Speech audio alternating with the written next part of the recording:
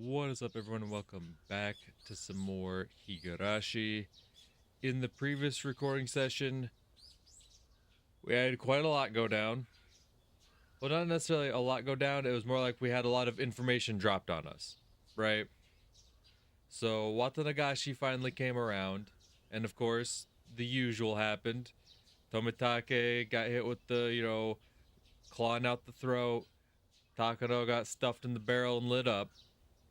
However, this time, there was the revelation that Takano had left all her investigative materials, well, not all of them, but has left a good portion of her investigations to Rena.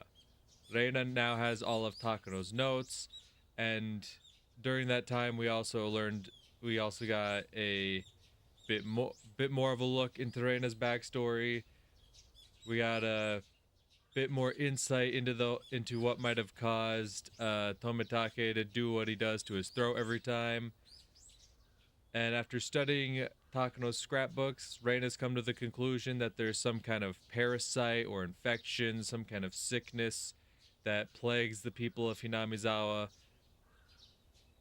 Or no, there was like a severe strain way back in the day, but now in the present day it's not as strong, but there's some kind of secret group that are trying to bring back this stronger strain, and they're using the guise of Oyashiro to further run experiments on it and try to perfect their virus.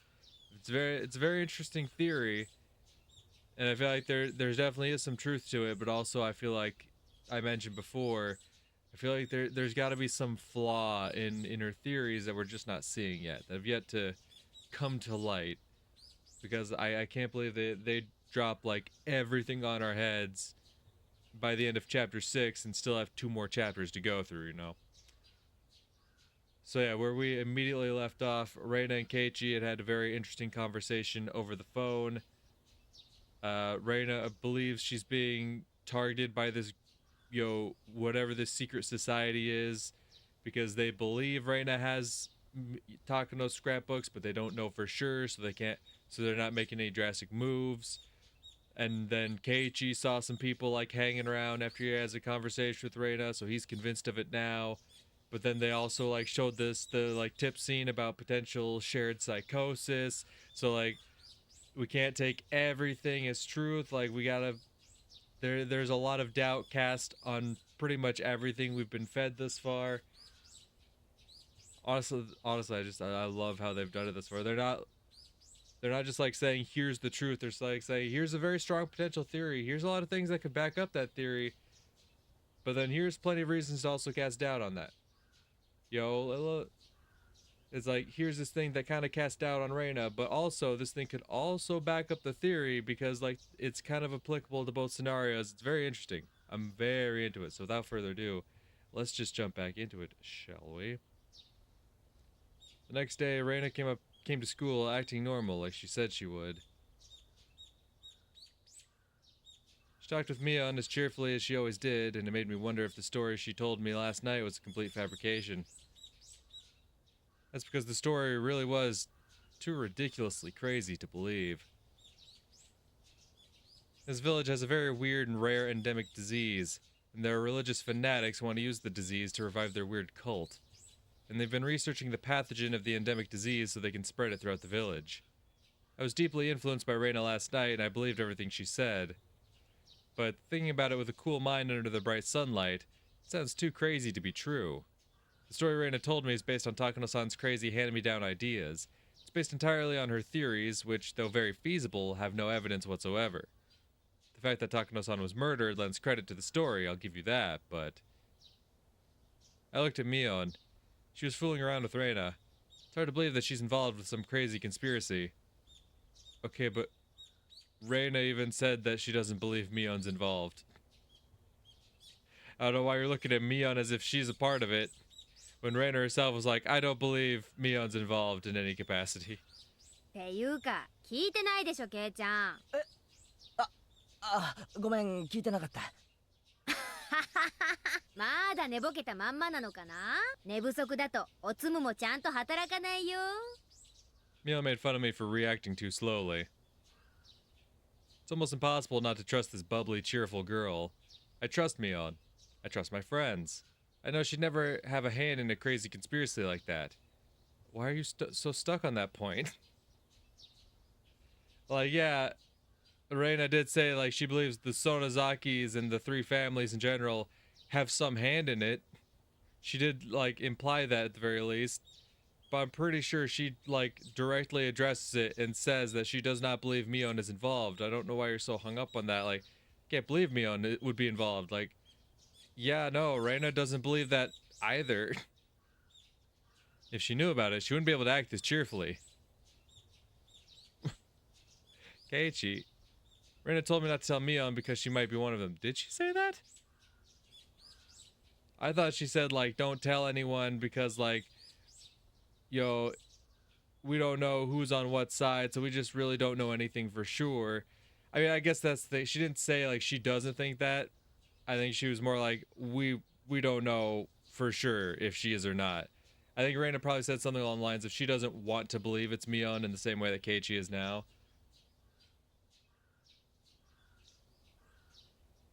But it might be worth telling her without letting Rena know. God damn it, Keiichi. You stupid motherfucker. Don't. Don't you fucking dare. Of course, there's at least a 1% chance that the conspiracy is true and that Mion is one of them. If so, I'd be doomed. But if I had to choose between believing the crazy conspiracy theory and trusting my friends, my answer would be obvious. I know that my friend, Mion, isn't a part of any conspiracy. She'd never be involved in something like that. Even if the conspiracy exists, I'm sure Mion will be on our side. So whether or not it's true, it must be worth telling Mion about it. God damn it, Keiichi. You son of a bitch. You're gonna fuck everything up. Just because you get in your fucking feelings over something. God damn it. Oh, you irritate the hell out of me, dude. I can't believe it's Mia. Okay, that's fine. You don't have to believe it's Mia. I'm gonna tell her about it. No. Like, that's like the one thing we were like, we can't tell anyone about this until we have like concrete proof. Cause that's the thing. Rena didn't even want to tell you. Until she's like, I want to make sure I have like some real proof, some real evidence to back this up. I don't want to just. She didn't want to tell you at first, but then you were very pushy about it, like you always are. God damn it! God damn it! This dude fucking irritates me so much.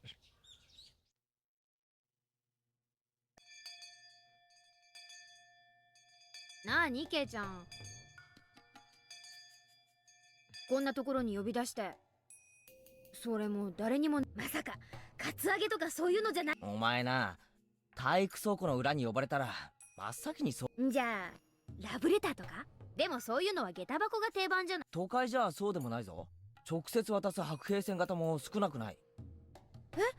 じゃなわけねえだろ。それよりかなり真面目。茶化しは一切なしで聞いてくれ。何よ。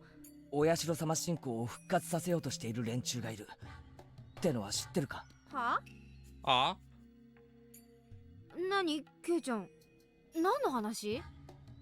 This, of course, was just my way of getting a feel for the situation. That's not how you get a feel for the situation. Because no one else, like, mentions a cult surrounding Oyashiro. It's just like, oh yeah, it's the village deity. But yeah, like, so, you know about the plan to revive the cult around the village deity? Like, is that your way of being subtle? I'm just getting a feel for the situation. Like, yeah, sure, you're not, obviously not going, oh, what do you know about the disease, the infection, all this? But like, that's not being subtle at all. God damn it. I wanted to see how she was going to react by getting straight to the point. But Mion really did look puzzled. People wouldn't normally react like this if someone pointed out their secrets out of the blue. Keiichi, I hate you so much, dude. They always panic, if only just a little. Either Mion was a brilliant actress, or she really didn't have anything to do with the idea of reviving Oyashiro-sama. I decided to tell her everything. God damn it, Keiichi! She didn't give me the reaction I was expecting, so I told her everything. I just put it all on the table right then and there. Why? Why? What is wrong with you? You can't live with a secret, so you gotta tell everyone else about it? Like... ミオ、お前の家の園崎家ってひなみ沢を含めものすごい影響力を持ってるわけだけどさ、お社様信仰を復興するため何か復興？なんで？いや、だからさ、今のお社様信仰って大昔の時代に比べたらだいぶ信仰心が薄くなってるだろ。それをさ、大昔の鬼ヶ淵村のレベルまで引き戻したいと思っている。はい？ちょっと何の話なわけ？本当に何の話かわからないのか？わかるわけないよ。何その全米第1位みたいな面白ストーリーはさ。Myeon's reaction was very natural. It seemed impossible that she was pretending she didn't know anything about it. But regardless, I continued. いや、だからそういう連中がこの村にいる。ミオは知らないか？お社様信仰を鬼ヶ淵村の時代のレベルに？そんなことして何かいいことあるの？いや、そりゃ信仰の厚い狂信的な連中にとってはとても重要な意味があるんじゃないかな。だってケイちゃん、大昔の厳しい戒律の頃に逆戻りって誰も喜ばないよ。今のこの現代、村から出るななんて言われたら生活なんかやってられないって。例えばほら、リカちゃんって何でもそういった取り巻きの老人たちの中には。リカちゃんの取り巻きっていうと、まあ確かに信仰心は熱い。いや、だから本来のお社様信仰を再び復活させようとしている輩が。Yeah, what do you got to back this up? Because I'm sure that's gonna be your next point. Like, okay, why do you feel that way? Because obviously that'd be the obvious question to ask. Like, oh, you feel very strongly about this. Why do you feel that way? And then what? You just gonna throw everything? You gonna expose Rena's secret? Because she's trying to hide the fact that she has the scrapbook so that people don't harass her, people don't, or even worse than harass her. Like, Rena entrusted you with this secret, and because you're so desperate to try to prove that your one friend isn't involved, you just gonna spill the beans, huh? Is that what you're gonna do? はいはい、話が進まないからこの場は信じるよ。それで？で、そいつらはお社様の正体がこの土地独特の風土病にあることを突き止め。どこで？というか、風土病って何？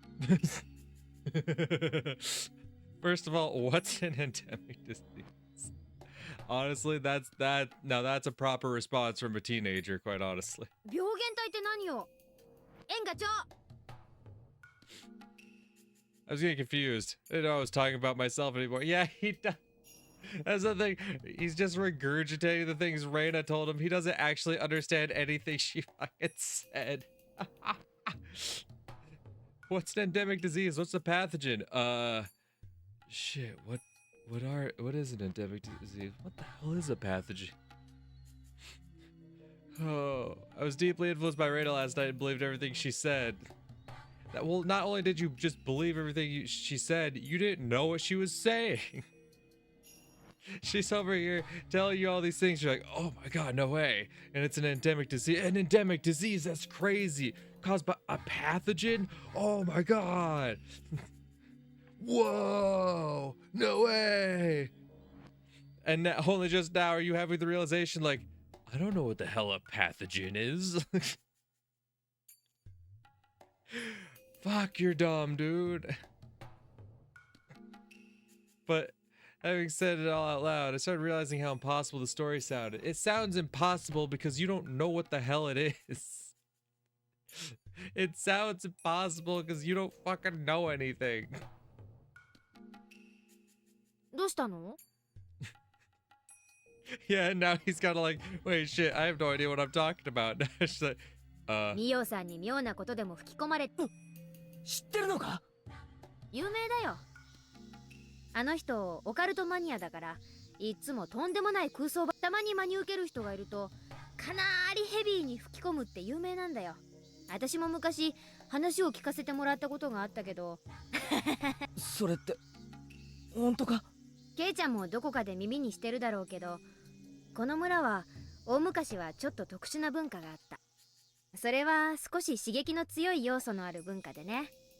厳しい戒律と厳しい刑罰、残酷な風習は割とオカルトマニアの間では知られ、ミオさんもそんなマニアの中。じゃあこの村が怪しげな寄生虫に。はあ？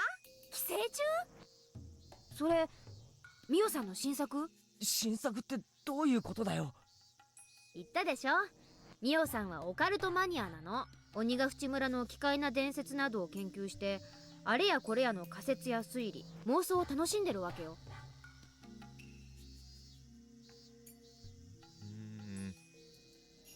I'm trying to think, I don't think Rena told Keiichi anything about her own personal connections to Takuno's stories. I'm trying to think.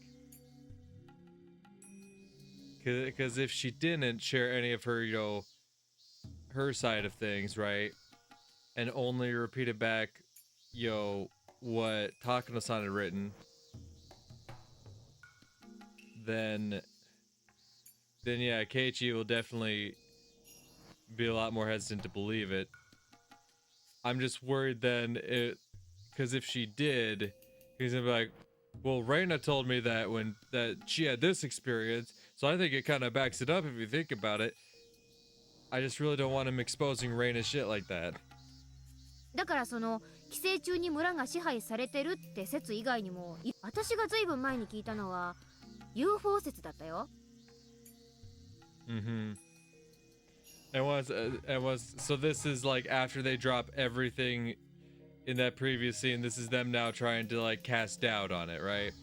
Already they were kind of doing that with some of the tip scenes we had gotten, but now they're the writer's trying to be like, all right, I know I kind of dropped like what you think would be a very believable theory right there, but you gotta understand, it came from a crazy person who came up with all sorts of crazy stories. Are you really gonna believe it?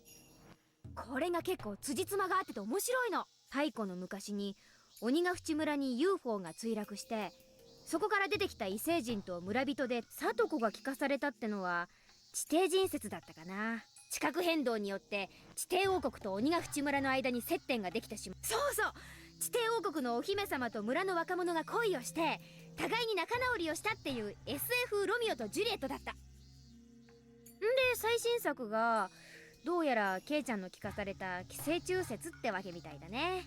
いやいや、いつかそれらを全部まとめて本にしてほしいよ。Mio began laughing so hard that she had to hold her stomach. As I looked at her laughing like that, I realized I fell for something that ridiculous. At that point, it was obvious. I had been completely taken in. すまんミオ、俺がこれから聞く。まずお社様信仰を復活させようとする連中は実在する。 Wait, hold up, did I not understand? He says he fell for something ridiculous. Is he not then acknowledging that what he's been saying is ridiculous, but now he's like pushing the issue? しないよ。というかむしろ逆。ひなみ沢は外部に対してどんどん開いていって栄えさせていこうということで、御三家はすでに意見を統一してる。Mm-hmm. Honestly, I don't think that entirely disproves it. I think there could still be fanatics who are trying to revive this cult, and I feel like it could be in direct retaliation to the three families trying to open up the village.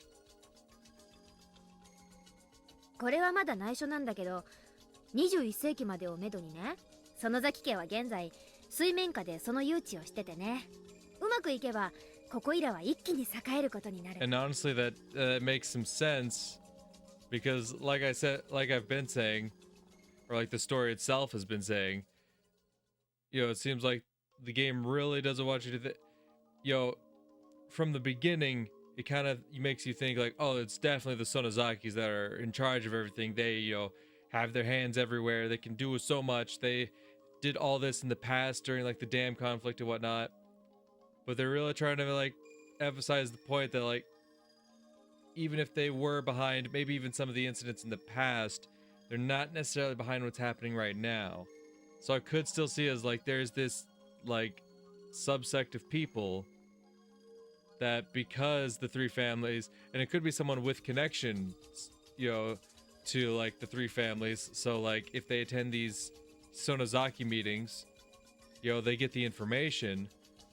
So they know what's in the works, they know what's being planned and all this. So this group directly wants to retaliate because they're trying to open up the village. If anything, that alone makes me believe it more. Mion saying that as an attempt to disprove the cult makes me believe in the cult more. バッチャはそれによって山林の地価が一気に高騰して大儲けできると踏んでるみたいだよ。まあ21世紀の仕事だからそれは私が引き継ぐ大仕事になりそうだけどね。じゃあ外部の人間を意味嫌う連中なんてのは Oh, they're definitely 存在しない？だからそんなの存在しないって。That's bullshit. You're bullshitting me. There are no such people that hate outsiders. Are we sure? Are we sure? ただでさえ不便な村をさらに不便にしてどうするんだか。現に村は今別荘地として売り出しを開始してる。ケイちゃんの家はまさにその第1号じゃないの。村人はみんな歓迎してくれたでしょ。若者の流出を食い止めるため御三家もいろいろと考えてるんだから。There's nothing vague about what Mion had said. Her story makes a lot more sense than Takano-san's delusional theories. And so Mion's words woke me up from that delusion. Like I said, it kind of makes me believe it more. Like Keiichi's arrival only kind of furthers it. They're like, yeah, like now they're realizing not only do the families want to open it up, they're already selling off land to rich folks. This family just waltzes in, builds this huge mansion in our village. Like those motherfuckers, they could just get away with that. じゃああれはどうだよ。寄生虫の感染の証拠を示す血液中の。そうなの？というかミオさんはそんなのどうやって調べたわけ？だって高野さんは看護師だろ。そんな怪しげな調査のために誰が血液採取なんかに協力するの？誰もしないって。それに仮に採血をしたってどこミオさんがたった一人で一体何人の血を調べられたっていうわけ？ Mion was right. Couldn't believe I thought Takano-san could do all that just because she was a nurse. I was kind of operating under the assumption that that was just a report she had read or something. Not that she herself had examined all the blood. It struck me hard to believe that she got that many blood samples and did a high-level examination like that without any help. Yeah, I never thought it was her who did that. Because I thought they had studied this in the past, which was why she took note of it. Not that she actively did all that herself. 寄生虫の寄生の証拠として花粉症にかから花粉症って都会の病気じゃないの。あれは確か排気ガスと関係があるんでしょ？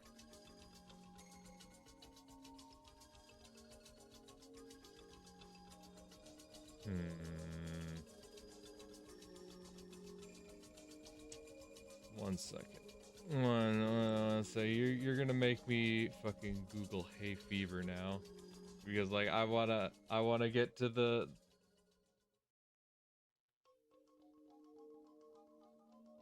Yeah, I know what it is. Thanks.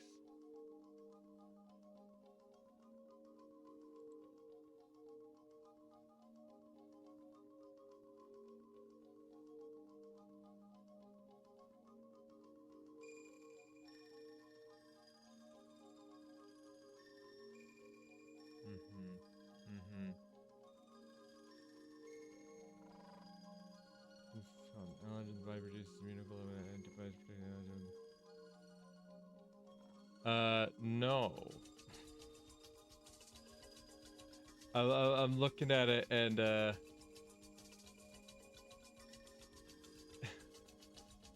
it's from what I'm seeing from the Mayo Clinic, which is a very reputable source.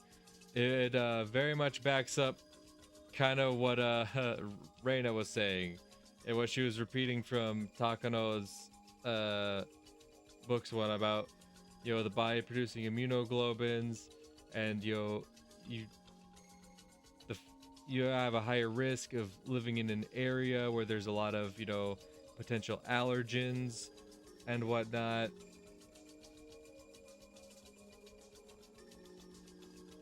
Which, pollen being a big one, it feels less likely that, like, the city would be ground zero for it.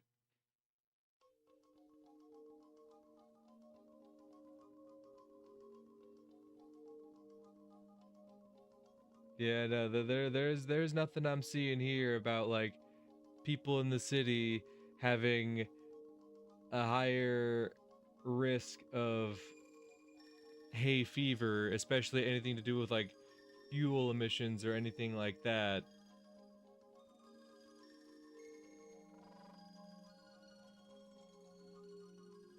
Like animals and pollen are like the big ones, and like that's something that's going to be prevalent out in the country even more so than what's in the city.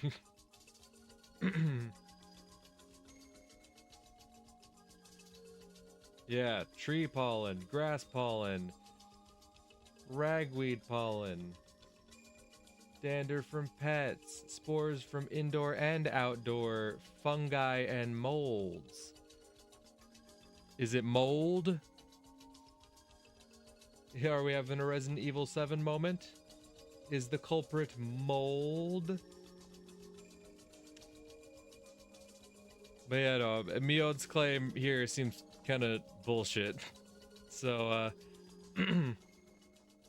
also, as like me personally, someone who does live in a more rural area, I definitely don't live in a fucking big city.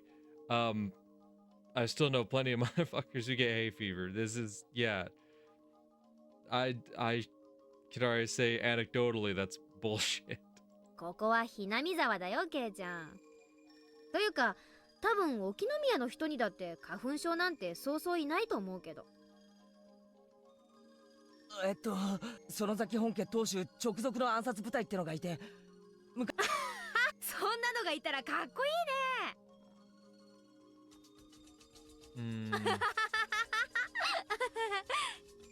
Even I was sounding ridiculous. No, at this point, I'm starting to think Mion's definitely trying to run interception. So I don't know if she knows specifically about a death squad. Would she know about the minister's the son's kidnapping? I feel like she would. I'm trying to remember how directly involved she may or may not have been in that in chapter 4, but I feel like she definitely had some involvement. And I feel like that would have definitely had to have been before, the Mion Shion switch up. Before, the wrong one got the tattoo and the other one got sent off. Because from what I recall, that happened fairly early on in their lives. So I feel like the Mion we know would have been the one involved in that. And so obviously the fact that she seems unfazed by it and is just brushing it off, it really makes it feel like she's running cover up more than she is just being, honestly answering these questions. But I believed all of it last night. I believed it because Rena looked very serious. 大臣の孫が高津殿だけれど、あれは私たちじゃない。Well, I mean, 私たちじゃないけど、それを私たちはさも自分たちが犯したように振る舞ってた。That's not true, though? I'm almost certain that's not true, though. わかりにくいぞ。説明してくれ。ダム戦争の当時、鬼ヶ淵死守同盟は相当に物騒な抵抗運動をしていたのは事実。Are you saying that like Oreo knew the location of where the kidnappers were holding the kid, even if they weren't her people? And then like once she had gotten what she wanted out of the Minister of Construction, that's when she called Oishi and was like, oh hey, by the way, there's some kidnappers up in the mountains. 脅迫めいたこともやってのけ。でもね、あの当時それを利用するやらしい連中もいたらしいの。鬼ヶ淵死守同盟の名を語って金品を要求したりするエセ同盟って連中。The Onagahuchi Guardians were a very aggressive force at that time. There's a high possibility that some people thought they could use the name to extort money. その中に大臣の孫の誘拐もあったの。おそらく誘拐犯たちは警察の捜査の撹乱を狙って死守同盟のふりをして身代金を要求したんだと思う。正直あの事件は同盟にとっても驚きだったよ。よく大臣の孫を誘拐できたもんだって話題。犯人たちに会えたら表彰してやろうなんて盛り上がったっけ。ちょっと待って。じゃあ大臣の孫の誘拐は鬼が全くない。Mion said it firmly. It was a simple and clear answer which left no room for suspicion. Yeah, because of course you'd never confirm it outright. Like, obviously Keiichi's stupid enough to think like, ah, yeah, no, we're just the best of friends. She'd never try to cover that up. Which, I can't blame him too much for thinking that, considering, the very, nice bonding moment they had when they all agreed to help Rena with, the bodies and whatnot. So it's like, oh, no, she wouldn't hide anything from me. But also, like, she takes her role as the successor very seriously, And thinking about it, it's nothing surprising. Kidnapping the grandson of a minister and negotiating with him in person is a huge deal. The Onagahuchi Guardians were a very aggressive group, but this operation wasn't so easy that it could be carried out by any of the normal residents of Hinamizawa. Yes. But like, from what Shion established with the Sonozakis, like, it was a lot of it wasn't carried out by Hinamizawans. It was carried out by like the Yakuza members that are under that branch of the Sonozaki family. That's why they'd had so many people congregate during these family meetings. Oreo would just say some offhand comment and just wait for one of the others to do something. Not that it would be carried out by a regular-ass resident of Hinamizawa. Like, obviously Keiichi wouldn't know anything about that, but it was obviously the work of professional criminals, without a doubt. Yes. I'd say that's what Yakuza classify as. ただね、園崎本家はね、この振る舞ったってのはどういう。これは園崎本家の秘密の家訓なの。ケイちゃんにはこっそり話すけど、園崎本家ではね、自分たちに都合がいい何かの事件が起こった時、ブラフってはったり？うん。自分たちに利することがあったなら、それはお天気でもいいし、宝くじの当選番号でもいい。あたかも園崎本家が望んだからそのような結果になったかのように振る舞うの。そうするとどう？なんだかものすごい。つまりはそういうこと。これは園崎本家の当主だけに代々公伝で伝承される、自分たちを本来よりもより強大に見せようとするイメージ戦略。じゃあほら、ダム戦争時にあれは、しかもそのために武器やら訓練やらそれも全く同じ。そんなバカな作戦本当にやるわけないじゃん。最大の目的はあいつらならやりかねない、なんて恐ろしいやつらだっていうプレッシャーと幻想を与えるのが最大の目的だったんだよ。I love you, Mion, but I don't know if I'm believing your story here. これもまた I'm honestly, me personally, I'm more inclined to believe Rena. And maybe that's just my bias showing, but they obtained weapons and went through training just so they could exact pressure. They had no intention of actually carrying out the plan. The Sonozaki family was just bluffing. That made sense. Of course it did. It's possible to attack the Ministry of Construction. Even if they did, it wouldn't solve the problem. All I had to do was use common sense. Sure, bud. You and common sense go hand in hand. Even if they did, they would have been crushed within seconds by a huge number of policemen. What did I think of that? じゃあ武器とか。武器に関しては訓練もやったよ。ハッタリになるようちゃんとしっかりね。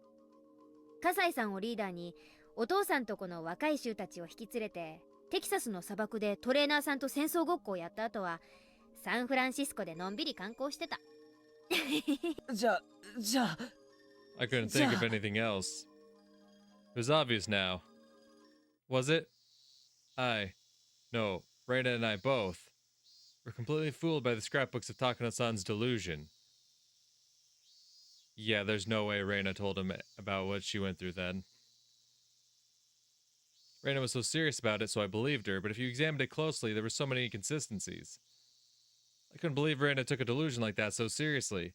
Yeah, it's almost like she has, like, personal experience with it or something. That's why I'm more inclined to believe her. I knew the reason why, though. She was still in a state of shock after being caught with the corpses that day. She was mentally unstable. Oh. Man, fuck you. Now you're gonna play that card? Okay. Of course she'll believe it. She's still, mentally unwell after dealing with the corpses and whatnot. Alright, bud. Then she came across this tall tale, and she believed it. Rena's a smart girl. She wouldn't have taken it seriously if she was stable. Uh-huh. Mm-hmm. It's precisely because Rena is a smart girl is why I have more faith in that theory than in Mion's, like, fucking, PR speech. Like, oh, no, the Sonozaki, we just bluff a lot. We take responsibility, but we never actually do it. Like, yeah, like, there may have been weapons and training and whatnot, but it was all just a big bluff. Like, we weren't involved in the kidnapping. Those were professionals. Professionals did that. There's no one around here is professionals. Come on. Nah, you sound like a PR rep trying to cover for a company. Like, nah, I don't like that. Whereas Reyna, like, the reason she believes it so strongly is because of her own lived experience. And honestly, you could argue maybe she's just so desperate to. Well, that's the thing. She didn't want to believe it was anything other than Oyashiro. That's, again, why I believe it more.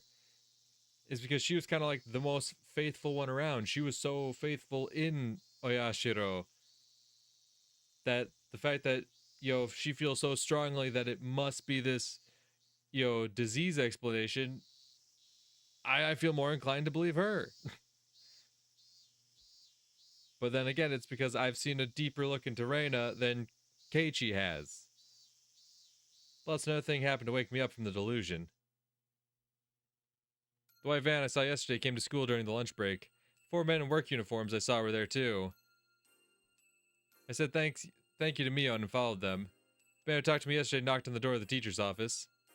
毎度おこのぎ造園でございますんで。 Okonogi? どうもご苦労様です。今日も暑いですね。いいえいいえ。先生は今日もますます。ではすみません。今日もよろしくお願いいたします。Are you really gonna fucking just take that at face value, Keiichi? The people in the white van show up. Like, oh, they're just gardeners. As if they didn't specifically ask you if you had seen Reina. Not by name, but perfectly described, like, her usual outfit. It's like, have you seen this young girl? What reason would they have to be looking for Reina? はい。よろしく。これうちの事務屋から渡すように言われました。見積書と請求ありがとうございます。日付は空欄ですね。はい、お預かりします。はい。それでは取り掛かりますんで。Man, I was talking to Chie-sensei with a big smile. One second. I don't exactly remember Okonogi all that well.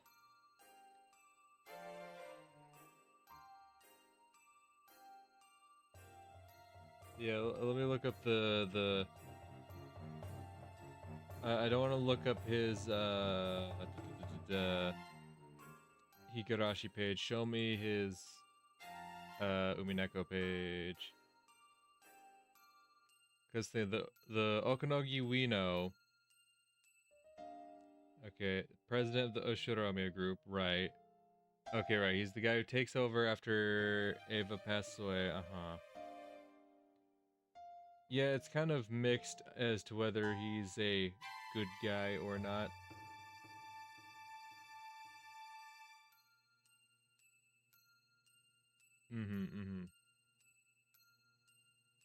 So he ran a company that had business with the Ushiromias. Right. And like, I don't even know if this would be the same guy. I just recognize the name. I wouldn't necessarily assume that it's the same guy involved. But I'm just very curious.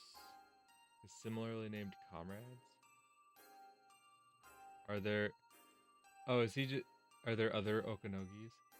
By God, there are.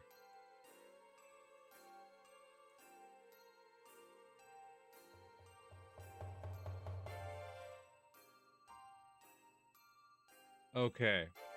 Okay, never mind then. So they're completely different characters. I didn't know that. I saw the name Okanogi and was like, I recognize that name. But from what I see on the trivia page here, is that there's multiple characters with the similar name and appearance, but they're not necessarily the same character. Okay, that's all I was really interested in. I was gonna say, if there's some way I could find like something about him that like stood out, then I could try to bring it all together. But no, it's just some guy who happens to be the same guy. どうしたのかね、前原君。今の男の人は誰ですか? Principal pointed his finger at the window. I looked out. I heard the noise of an engine starting. The noise is coming from the engine of a motorized lawnmower. I saw young men in work uniforms taking another lawnmower, some brooms, and a ladder out of the van. 園芸業者さん、だいぶ垣根や樹木が手入れされてなかったから、夏前に一度剪定を頼もうと思ったの。ああ、校長先生。この度はお世話になりまして。Ben noticed the principal, took off his hat, and bowed. よろしく頼み申しますぞ。なんとか今日中で終わらせます。しばらくうるさくしますんが、ご容赦を。Each worker took one of the tools and walked towards the fence where the grass was growing. The engine of the lawnmower was very loud, and the kids who were playing in the schoolyard looked at it curiously.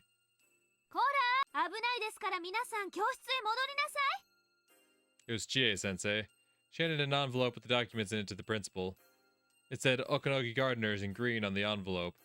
では校長、申し訳ありませんが、この請求書を後日市役所に行かれるときに持って行ってください。心得た。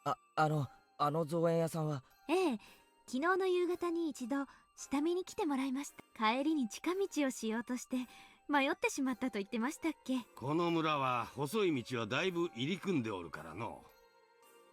Okay. Oh, that explains why we saw them on the road. Why were they looking for Rena? 無理もないわい。I remember when I first came here, Chie-sensei started talking about when she got lost and they laughed together. There was never anything suspicious to begin with. Bullshit. Motherfucker, you heard them ask, have you seen the young girl with the fucking white clothes and the purple ribbons? You've heard them ask. Why would they be asking for Rena specifically? If they were just some regular ass gardeners, why would they be asking for Rena? Thought they were suspicious yesterday because of what Rena had told me. First I thought it was unusual to see a white van. As they, we saw a white van driving around. They asked for Rena specifically. Not by name, sure. But they pretty much described her to a T. What other girl do you know wears white clothing with purple ribbons? But then right after I heard her creepy story, I saw a white van parked on the road and I got scared. The gardeners weren't familiar with the roads of Yanamizawa and they got lost trying to take a shortcut on their way back. That's all. That's not all. Use your brains. I had it totally twisted around. God damn it, Keiichi. The gardening thing could absolutely just be a fucking front. Why are you choosing to not remember the one crucial detail of the fact that they asked you specifically about a girl that matches Reina's appearance to a T? I believe that fake-sounding story. I believe that the Sonozaki family was working behind the scenes, and I fabricated the existence of a group of fanatical believers in my mind. Worse, I doubted Mion. Oh, so doubting Mion is worse than doubting Rena. That's what you're telling me. Damn it. I'm such a fool. She's my friend. Is Rena not your friend? Oh, but Reina's not mentally stable. I can't believe a thing she says. Well, then fuck you. I'm gonna believe what she says. Someone needs to be in her corner, goddamn you. We took each other's hands that day, saying that we were a family made of friends, and that friends were friends no matter what. I said that, but then I doubted my friend. I'm so stupid. Okay, but now you're also doubting one of your friends. Can't believe I doubted Mion. I can doubt Rena, though. Like, anyway, Rena was the problem. Oh. Oh, you're going to fucking irritate me, Keiichi. What do I mean you're going to? You are irritating me so much, Keiichi. You go on this whole fucking speech about, like, I could never doubt one of my friends. Rena's the problem. She's fucking crazy. Like, Keiichi. I had to hurry and wake her up. Rena seemed like she had no mind to listen to anyone else. She truly believes that the Sonozaki family are the masterminds of a large-scale conspiracy. Damn, if only there was a very obvious reason why she didn't fucking tell you shit. And honestly, I still believe she shouldn't have. I knew from the jump she shouldn't have told you shit, but yeah, fucking go figure.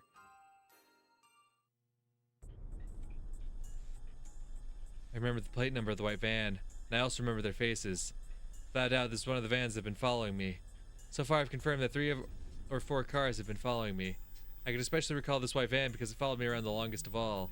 People who are in the other cars must be the lookouts. The ones in this van must be tasked with direct contact, like kidnapping or assassination. The lookouts secure the surroundings, and the ones in this van attack the target. That's a common maneuver involved in both kidnapping and assassination. Scrapbook said that too. If so, I'd better watch out because it was them, not the lookouts, who came to the school premises. I don't think they'll attack me while I'm in school. They're in the early stage of their covert operation now, hiding their fangs and claws until the last stage of their horrifying scheme. And see, I find that more believable. Genuinely, I don't think they showed up to, like, do something to Rena on the school grounds, but they're doing it to, like, monitor her because they know she showed up. That's why they won't take action in the school where people are watching. But it looked like they were talking with Chie-sensei in a very friendly way. You can only hear bits and pieces of their conversation, but it sounded very suspicious. I tried to remember the chatter and the movements of their mouths, and I played my memory of it like a videotape in my mind. 毎度。どうもご苦労様です。今日も暑いですね。いいえいいえ。ではすみません。今日もよろしくお願いいたします。はい。よろしくお願いします。これうちの事務屋から渡すよ。とですね。ありがとうございます。わ、空欄ですね。はい。はい、それでは。りますんで。I used the information I had to guess what was going on. Played the video again and again in my mind, and also paused it and played it in slow motion again to check many times. Then something unbelievably horrifying started to emerge. Oh. Rena, please no. I just spent all this time. And now you're gonna be like, no, I can lip read. I perfectly made out what they were trying to say. Clearly Chie's in on it. There's no doubt they're acquainted with Chie-sensei. I've never seen them visit the school before, so it's hard to believe that the Chie-sensei is their contact. There's no doubt that they're the death squad under the direct control of the Sonozaki family. They have the local accent, which proves they were chosen from the Sonozaki Corps. The death squad was talking with Chie-sensei. They know each other. What's the relationship? Who's Chie-sensei anyway? During the dam conflict, Hinamizawa's school was closed and it was merged with the one in Okonomiya. Though Nakahuchi Guardians didn't accept that, they made part of the Forestry Service building into a school. But needless to say, the school they made didn't have a teacher, so it was only going to be a token form of resistance. But a teacher who had a strong passion for education felt sorry for the children and she came to work there. That was Rumiko Chie-sensei. It was obviously strange. Teachers are government employees and they normally belong to their prefectures. As long as they lie low, don't cause trouble, they don't get fired, and they don't get demoted. They can work up until the official retirement age and they're guaranteed to get a fixed retirement fund. She was one of those government employees, but she defied the Board of Education and came to work for Hinamizawa. The villagers admire her as a teacher of passion. I heard that Oryo Sonozaki herself successfully negotiated with the Board of Education that suspended Chie-sensei for defying their orders. It was easy to get an answer from this by connecting the dots. Chie-sensei was recruited by Oryo Sonozaki as a teacher to work at the school the Onokuhuchi Guardians had created. In other words, she was already working for Oryo before she came here. As for the principal, he was the principal of the school in Hinamizawa from the beginning. He's a respected person in this region. He's been closely associated with the 3 families for a long time. So that means the school's been under the control of the Sonozaki family all along. That's why Chie-sensei is acquainted with the death squad. Makes sense now. Chie-sensei confirmed that I came to school today, made a phone call, and called them here? Oh, Rena, no. Here's the thing. I don't believe, like, Rena's theories are unfounded. I still do believe in them more than anything fucking Mion's told me. Or anything Keiichi's deluded himself of. But also now they're being like, Reina's also hyper paranoid now, so can you really trust everything we've said thus far? Like, because now she's suspecting Chie, which I don't believe Chie is involved at all. I do believe these gardeners might be, the gardening might be a front for something else. I believe that. But I don't think Chie is in on it. Like, oh, we meant to call, the gardeners for the longest time. And they're like, oh, we're the gardeners that showed up. Like, ah, yes, the gardeners. I want to know why she called them here. If she called them just to monitor me, they'd wait near the gate until class was over. But they came onto the school premises. Why? Stop pretending to be a fool, Rena Ryugu. Do you think nothing will happen if you pretend not to notice it? Think hard, and calm down, Rena Ryugu. What will they try to do to me today in school? In school? How are they going to do anything with my classmates and friends around me? It's easy. Chie-sensei will tell me to come to the teacher's office during the last class of the day. What about my clubmates? That's easy too. Chie-sensei can easily make them go home early using her authority as a teacher. She can make up any reason she wants. Maybe the classroom is going to have carpentry work done today, so they can't stay in school.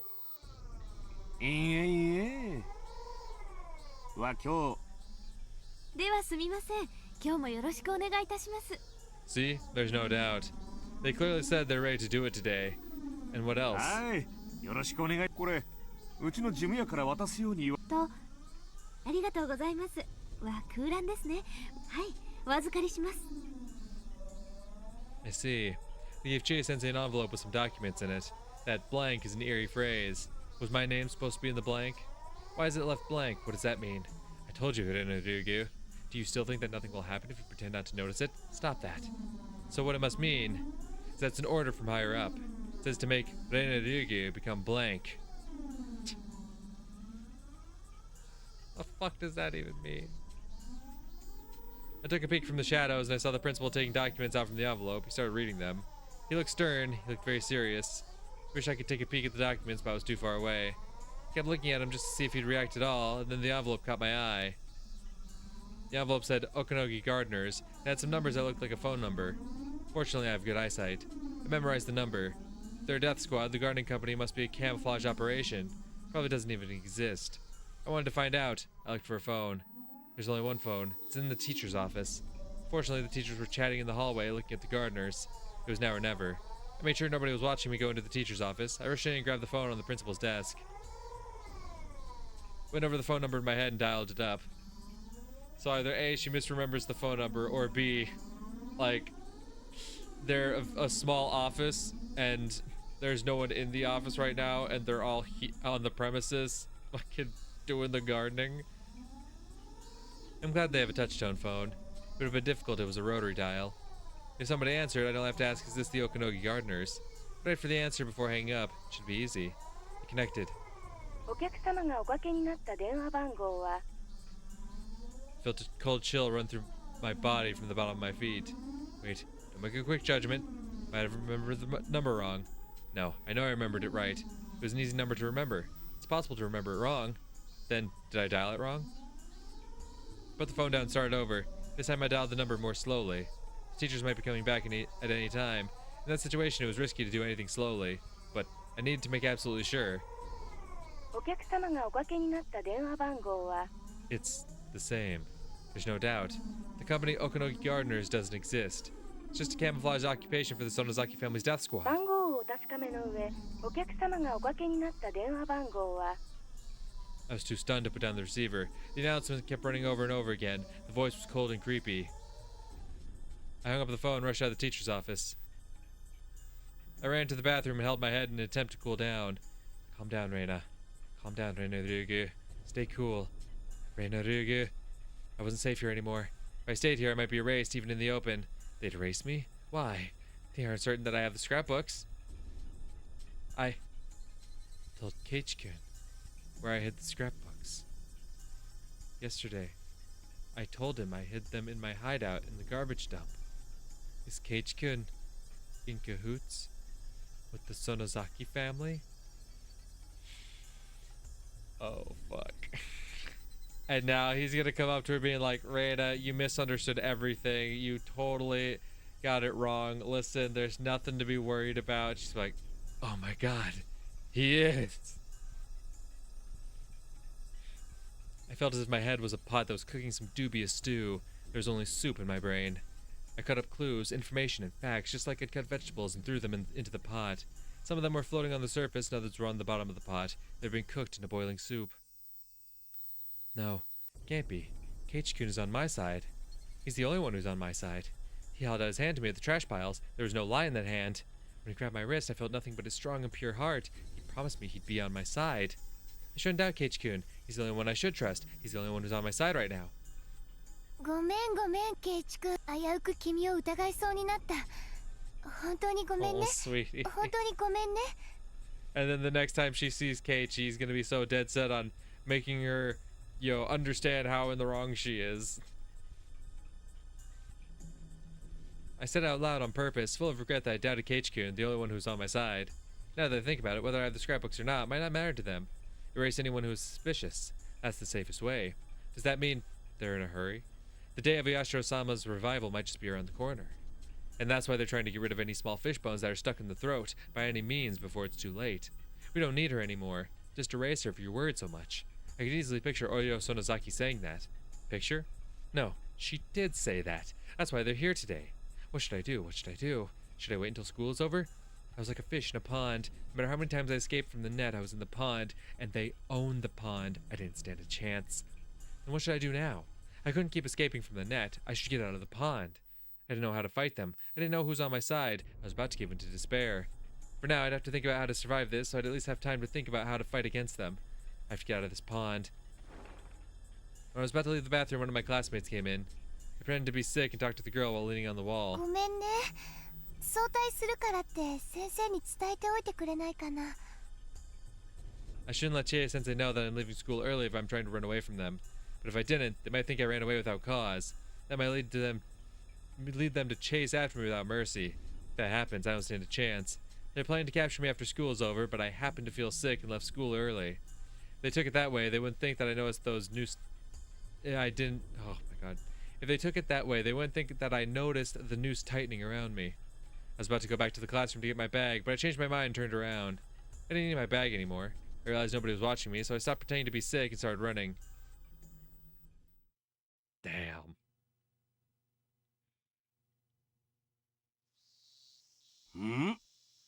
Once again, they're doing that to like cast doubt on anything Rena's told you thus far. To be like, oh wow, that whole theory she cooked up, clearly it's crazy, right? Mion shoots it down. Oh, the white van, clearly like they're just some gardeners. And now like, oh, now Rena's hyper paranoid about all this. She's suspecting Chie and the principal when they're just doing business with the gardeners and whatnot. Nothing suspicious about that. Clearly Rena's crazy. And like, yes, clearly Rena is not in a good headspace at all. I don't blame her for being paranoid.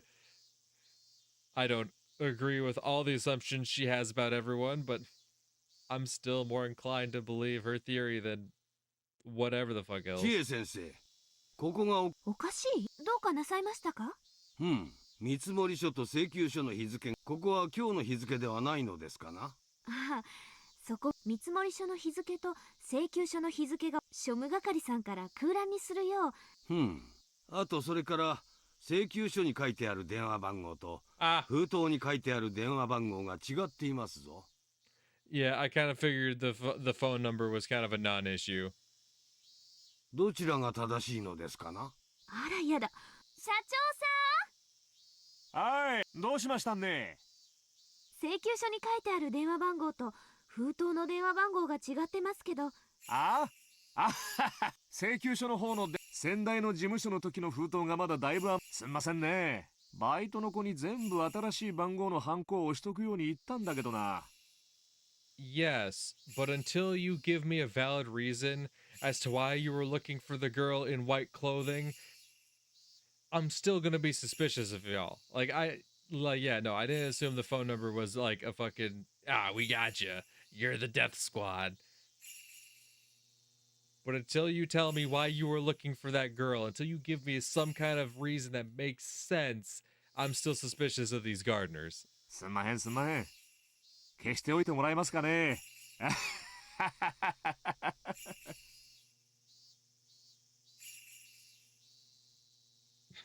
I love how they choose that as the cliffhanger, as if you're supposed to be like, oh my god, the phone number wasn't the right phone number.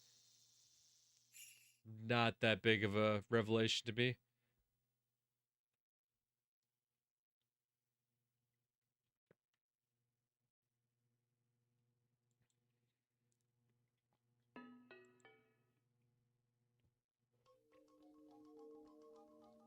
The danger of a culture-bound syndrome lies in the fact that it can easily trigger delusional misidentification syndrome. That is to say, in the current case, every time the patient sees something trivial, she tries to interpret it as a curse. And it's believed that as a result of the accumulation of these events, in an understandable form, a delusional system is created, ultimately leading to paranoia. Furthermore, the patient is also exhibiting slight signs of a personality disorder. Of course, it's at a very mild level, and it's not causing any hindrance whatsoever to the patient's daily life. It's common for even healthy individuals to have primary delusions in their daily lives, but they usually ignore it automatically without recognition, since those delusions are nonsensical. However, there are cases where these delusions accumulate despite being incomprehensible.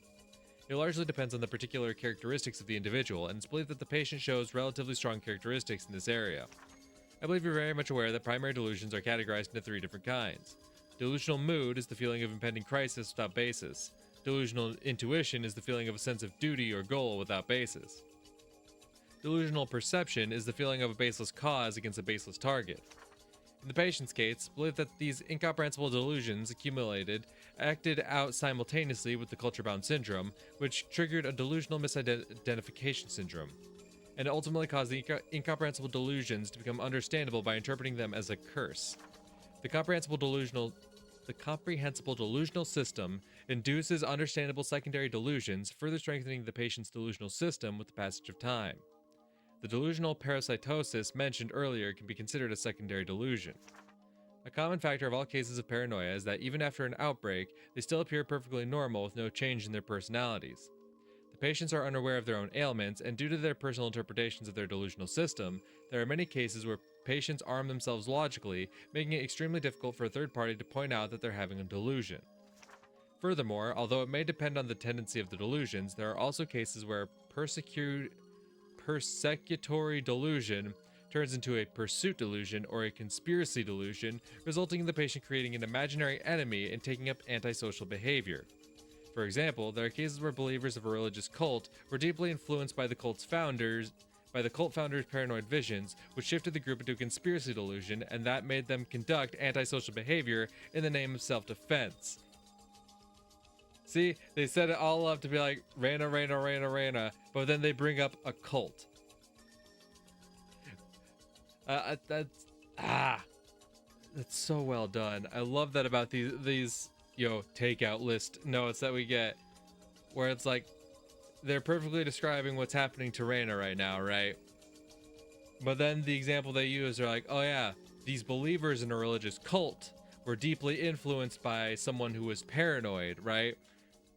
Which then shifted the entire group mentality, which falls in line with what Reina's trying to say. I love that these notes both simultaneously cast doubt on Rena, but then also back up Reina's own theories. It's so well done. Although no such cases have been reported in Japan, it could very well happen in the near future. Fortunately, the patient hasn't reached that serious condition as of now. With proper treatment, she should be able to make a full recovery. Please make sure that her father also understands that this is not an unusual case, but something caused by the accumulation of a number of innocent factors that anyone could have. The patient can be treated only by deepening her bond with her father. As long as she has that bond, she can certainly be treated. For the reasons above, if the patient is to return to her home village, I strongly recommend that the patient continue to receive guidance from specialized medical institutions. Please excuse me for writing such a long letter. Thank you for reading this until the very end.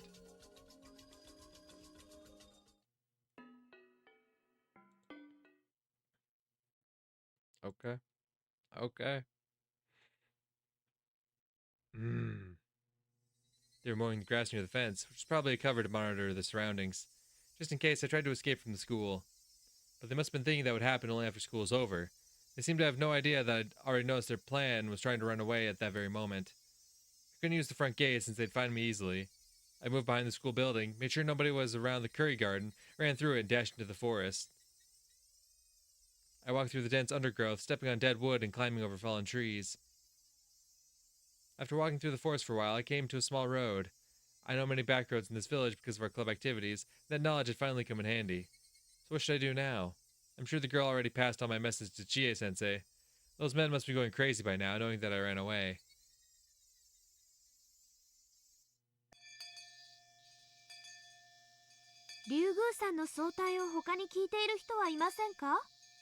Everybody in the class looked at each other and shook their heads. Chie-sensei looked a bit upset that Rena left school early without telling her in person.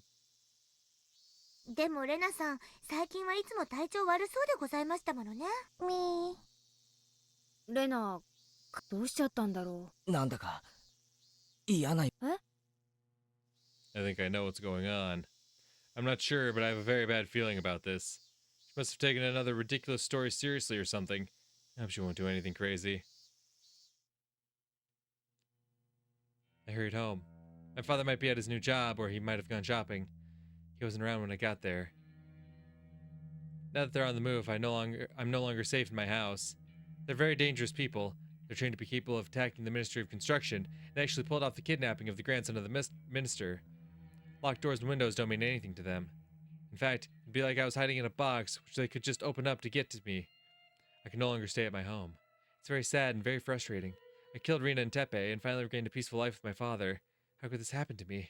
I remember what Keiichi-kun told me before. He expressed my feelings better than anything. 高野さんめ、とんでもない置き土産を。Why did she give me those terrifying scrapbooks? Why did she tell me the secret of that unthinkable conspiracy? She got me into this. I didn't do anything. It's all Mio-san's fault. But who was interested in her stories? I was. Who let her continue talking? I did. I did that out of curiosity. Who let the memories of Ibaraki return and told Mio-san about them? I did. I depended on Mio-san, hoping that she could somehow save me from the memories I'd been trying to forget. I shouldn't have remembered anything about that bizarre incident. If I hadn't, I wouldn't have gotten involved in that unthinkable conspiracy, and I could have just played around with my friends today. But even if I didn't know about the conspiracy, it still continued behind the scenes. I would have been one member of the mob running in a panic, not knowing what's going on the day of Yashiro-sama's revival. I would have just been swallowed up in their conspiracy anyway. Would I be happier if I faced that day without knowing anything? Would I be happier if I struggled, knowing about it, but ending up swallowed by it? If I'm going to end up the same way no matter what I choose to do, I'll fight. I'll choose to fight. Because that's how I seized my happiness before. When Rena invaded my home, seducing my father, I felt like it was the end of the world. I lived on the verge of despair every day. I thought that was the worst misfortune that could befall anyone. But the way things are going, it wasn't really that bad at all. I had only two enemies, Rina Mamiya and Tepe Hojo. I knew my enemies, I knew how many there were. I lured them out one by one, and I attacked them in the dark. It was a very easy problem to solve. But what about this one? I didn't know who my enemies are, and I don't know many or how strong they are. Even the people I once trusted might be my enemies. I can't possibly be sure. It's totally different from the previous problem. This might be the end of the world. This time, it really was the worst thing that could possibly happen. But is that really the case? With Rena, I felt like it was the end of the world, but I no longer think it was that bad. So this might turn out to be an easy problem to solve in the end, and I might be able to laugh about it someday. I know that day will come. I know it for sure. So I shouldn't think that this is the end of the world. Let's fight. I can fight. I can still struggle. I'd eat grass and drink mud if I needed to. I'm going to bet on the 1% chance even though it's unbelievably small. If Mio-san didn't leave me the scrapbooks, I wouldn't even have been able to sit at the table to bet. I was lucky that I received the scrapbooks because they gave me the chance to choose my future. If I don't fight, they'll spread the terrible parasite and this village will face a great disaster. According to the legend, when the demons first came out of the swamp, people became demons right after being infected. And it happened while they were inside the village. These days, symptoms appear only when infected people leave the village, but that only applies to the later, weak parasite. The original parasite can reenact the curse of Yashiro-sama, even when the infected are in the village. The legend of Yashiro-sama will be reborn. Humans and demons will start killing each other, and Yashiro-sama will come down to pacify the disaster. That's what they want. They want people to prostrate themselves before that miracle, and that only the people who truly worship Oyashiro-sama will be saved. I see. I know their true intention now. They're going to reenact the legend of Oyashiro-sama. After all, the villagers always say that Rika-chan is his reincarnation. The stage is all set. They're going to use the parasite as the curse. So how are they going to make it look like Oyashiro-sama came down to pacify everyone? I get it. They must have some kind of medicine, a specific cure for the parasite. When they recreated the stronger form of the parasite, they found a cure for it at the same time. They're going to use this cure to save only those people who believed in Oyashiro-sama, and as a result, this village will only have those fervent believers. They're going to make themselves the absolute rulers of Yanamizawa. Wait, I still might be underestimating them. Are they going to carry out that horrifying act of bioterrorism only inside Yanamizawa? History proves that when their goal is to control others, people desire to spread their religion across a wide area. I'm sure that they conducted research not only to bring back the primitive form of the parasite, but also to overcome its weakness, namely that it only thrives in Yanamizawa. According to Mio-san's research, the parasite doesn't like its host to be far from the region. Its weakness is distance. If they could extend the distance, if they could extend the area where it can live. I wonder how far along their research is. By now, the parasite might be able to live not only in Hinamizawa, but in Okonomiya as well. Or maybe even in the city? Maybe the whole prefecture. It might be able to cover nearby prefectures as well. This is too serious to just call it a conspiracy. It's horrifying enough, and its scale large enough to call it a revolution. The day of revival is probably not far off. I can tell by how they killed Mio-san and the extent of their pressure they're putting on me. They're trying to get rid of the small fishbone stuck in their throat by any means, because that day is coming ever closer. I'm the only one who can stand up against the revolution. I can't trust anybody. I think I can trust Keiichi-kun, but no one else. Mi-chan is out of the question. I can't trust Rika-chan either. Satoko-chan and Rika-chan stick together like superglues, so I can't trust Satoko-chan either. I can't trust any adults. I can't trust anybody. No one is on my side. I have to stand up against them alone. The clock is ticking towards that day, and the ticking noise made me frustrated. How should I fight against them? What should I do? I needed time to think. I need a place, a safe area where I could concentrate on thinking. Fortunately, I had such an area already. My hideout's the garbage dump. Nobody ever goes there, so it's safe. Even if they found out about that place, I'm familiar with its surroundings. I know escape routes and places where I can hide. But it has a big shortcoming as a hiding place. It's not hard to imagine what that is. I don't have any stock of food there. That's why I came home. I opened one of my father's drawers, took out his cash box. Contents haven't changed since the last time I looked inside. There are many new 10,000 yen bills in the cash box. I took them all. Oh, no. Damn, girl. Yeah. No, now she's kind of gone over the... I think this is her finally going over the edge. She's robbing her father of money. That's not good. I couldn't tell how many bills there actually were, but it looked to be about 80 of them. This should be plenty. If I evaded them long enough to use all this money, that would mean that I did pretty well. Plus, I might use it to buy someone off. You can never have too much money, especially in a situation like this. I didn't take the bank book. If they were waiting in an ambush at the bank, I'd be done for. It's too risky to withdraw money at the bank. I grabbed my backpack. I took the key for my bicycle. I put everything I think would be convenient to have into the backpack. I didn't care if it got heavy. I'd choose what was necessary to carry around later at my hideout. If there ended up being something I didn't need, I could leave it there. I looked at the clock. It had been 30 minutes since I came home. I stayed here too long. I rushed out of the house. I went to a small convenience store and bought as much sweet bread and canned food as I could fit in my backpack. The old lady was at the register, probably suffering from dementia. She showed no interest in the extraordinary amount of food I was buying.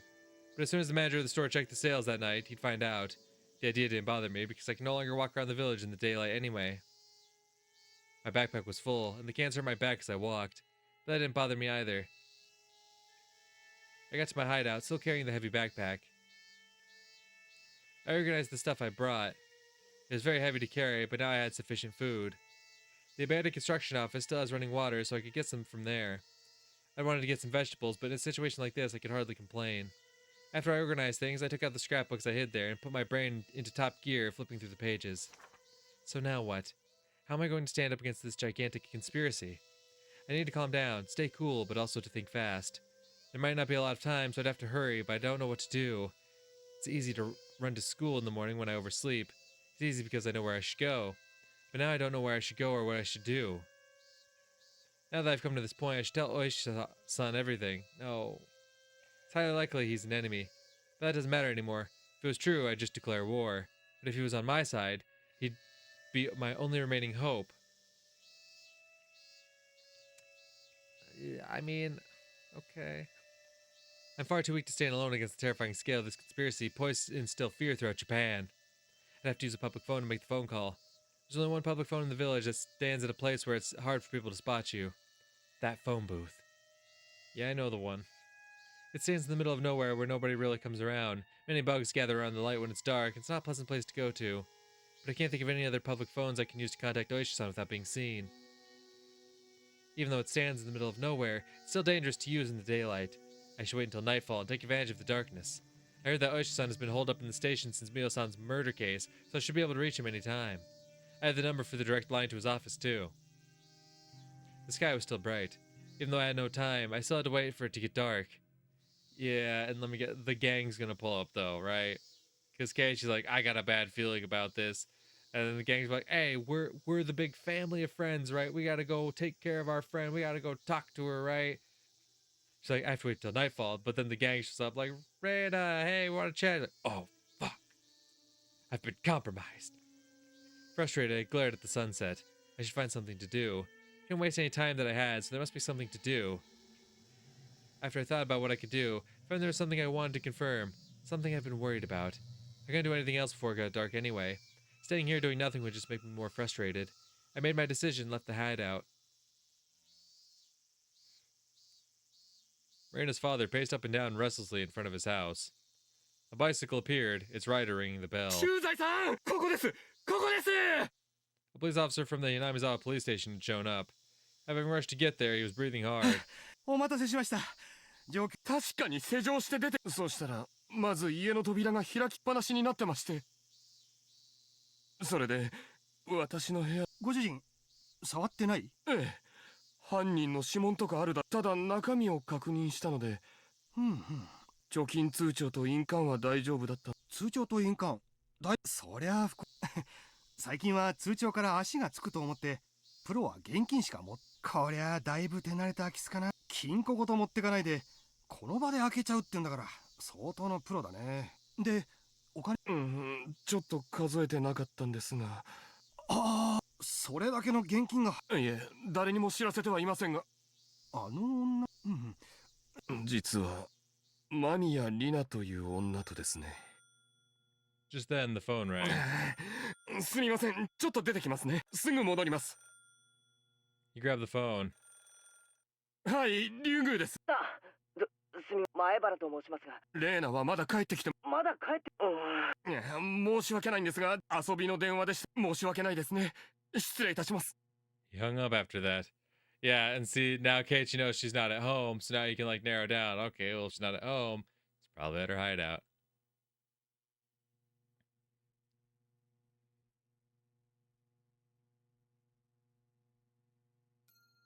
I was stunned. It didn't look like anything had changed on the surface. It's hard to find this place at all because it perfectly blends in with the surroundings. Am I bugging or is the text getting darker? I'm like... Because, like, her text used to be, like, a very light pink, but now it's, like, it's getting a lot more saturated at the very least. Like, I feel like it's, like, slowly getting more and more red. Like, going from a light pink, you know, like, a girlish little, oh, pink, nice, to, like, it's turning red. Because if so, that's a nice touch. I only found this place again because I remembered there was a tree with a big lump of wood on it nearby. The spot where I buried the corpse was perfectly camouflaged, as if nothing had happened. That's why, at first, I thought I came to the wrong place, but I can make certain once I stick a shovel in the ground. I should be able to tell right away whether this place was dug up before or not. After several false starts, I found the exact spot where I buried the corpses. But the biggest problem of all is that there are no bags in there at all. Why? How come? Did I bury them deeper than this? So the forestry service came through.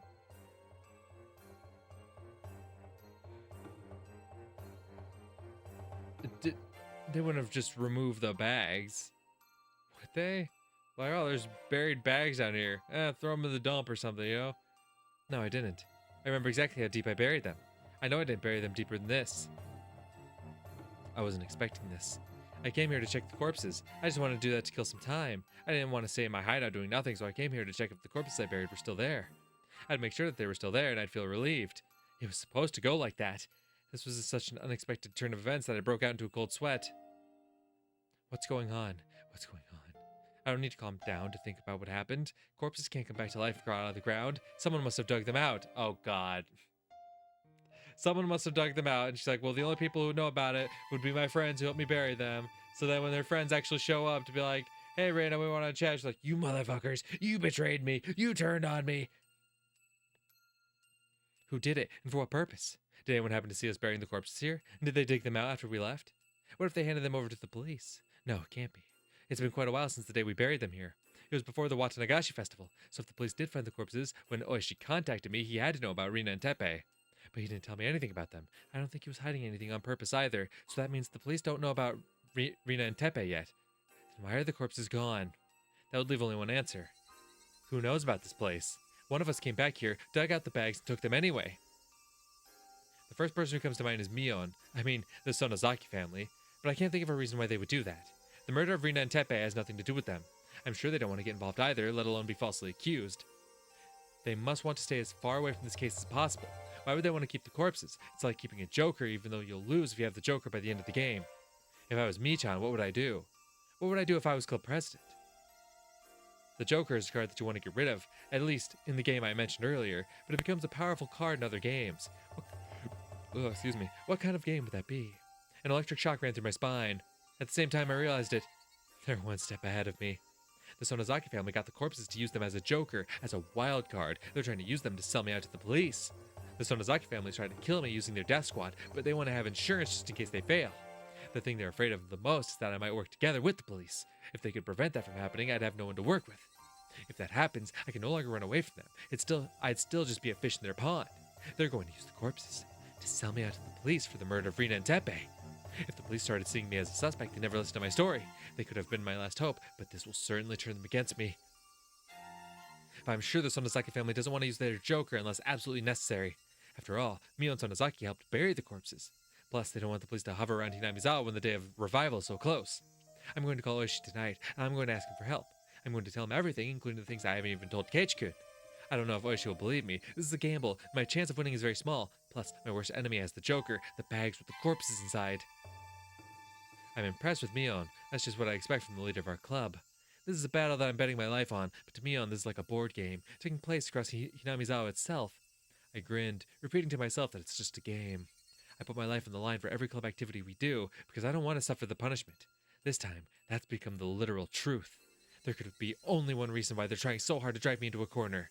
It's because they're afraid of me. I assumed I was just a little girl with no power running about in confusion. But my enemy must not be thinking that way. If they didn't think I was a threat to them, they wouldn't take risks like this to drive me into a corner. That means the scrapbooks Mio-san left me must be way more dangerous to them than I think they are. I see. They have a joker. But so do I. The joker I have is so deadly and so powerful that I can break their plot into pieces. That's why they're so eager to find me.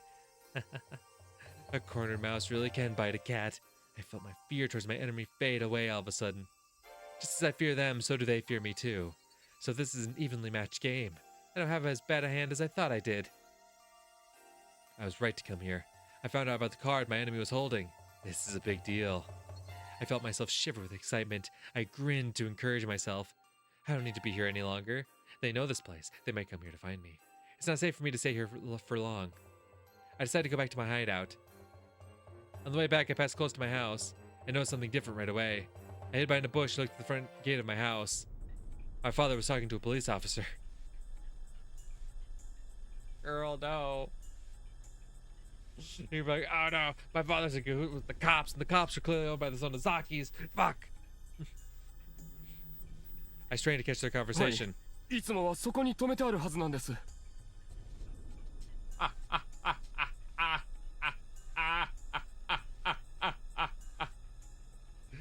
Of course.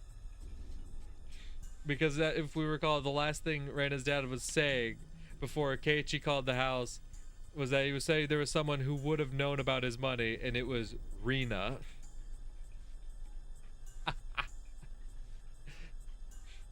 So he's describing to the cops Rena. And I'm sure he's gonna say some, not nice things about Rena. And Rena's gonna... And that's the thing. If it's anything like the conversation that she overheard at the school, right? Rena and Rena definitely sound pretty similar. So she's gonna be like, oh, did you see Rena? My father pointed to the place where I usually park my bicycle. わかりました。もしお嬢さんが帰られましたらご連絡をください。こちらの方でも探してみます。 Okay, no, he is looking for the daughter. Mi-chan, you're good. Did you already play your Joker? Mion always starts a battle by attacking without hesitation and wins. Seems like the police are already after me. My chance of being able to explain the conspiracy to Oishi was already small, but this makes it even smaller. Okay, so that's her conclusion, huh? Is that, oh, the police are already out to get me, you son of a bitch. No. That's why I'm going to talk to Oishi. He sees the Sonozaki as his enemy, and he's trying to expose everything about them before his retirement. That's why he'll be on my side. He's not going to fall for their trick. Of course, there's a very high possibility that everything was part of their trap from the very beginning. It's possible that he claimed the Sonozaki family was his enemy in order to make me believe that he's on my side. But their Joker is actually giving me hope. If Oishi is one of them, it would be too early to play their Joker. Oishi isn't one of them. That's why they got the Joker, so they can play it before I go to the police. No, wait, that might be a trick too, to make me think that way in order to make me trust Oishi. When Mion gives me two choices to choose from, it's usually better to choose the one I like without thinking too much. Mion, after all, likes to guess people's intentions in order to confuse them. So when you think about a choice too much, you're already in her trap. I'm going to do as I planned. I'm going to call Oishi after it gets dark. If he's going to become my ally, we can talk about the future. And if he isn't, that, I realized, was what I had to think about before it got dark. Oh my god. This is fucking nuts, dude. I love it though. いえいえ、時間のことは気にしないでくださいよ。残業代はついちゃいませんが、ちゃんと勤務中ですので。I started the conversation with an ordinary greeting to try and gauge his reaction. There's a 50-50 chance that Oishi is one of them. If he's their pawn, he'll either lure me out somewhere so he can arrest me, or he'll ask me where the scrapbooks are. But even if he didn't, that wouldn't prove anything. It's going to be difficult to determine if he's on my side or not, and I have to tell him about the scrapbooks no matter what. My heart's beating very fast. Even if I was sure that Oishi isn't their pawn, I'd still have to make him believe such a crazy story. And I have to do that over the phone. Worrying wouldn't do anything for me. This is, I know, a gamble. I have but a small chance of winning. If I didn't put my chips on the table, the game wouldn't even start. 以前も少し話しましたが、それは本当ですか？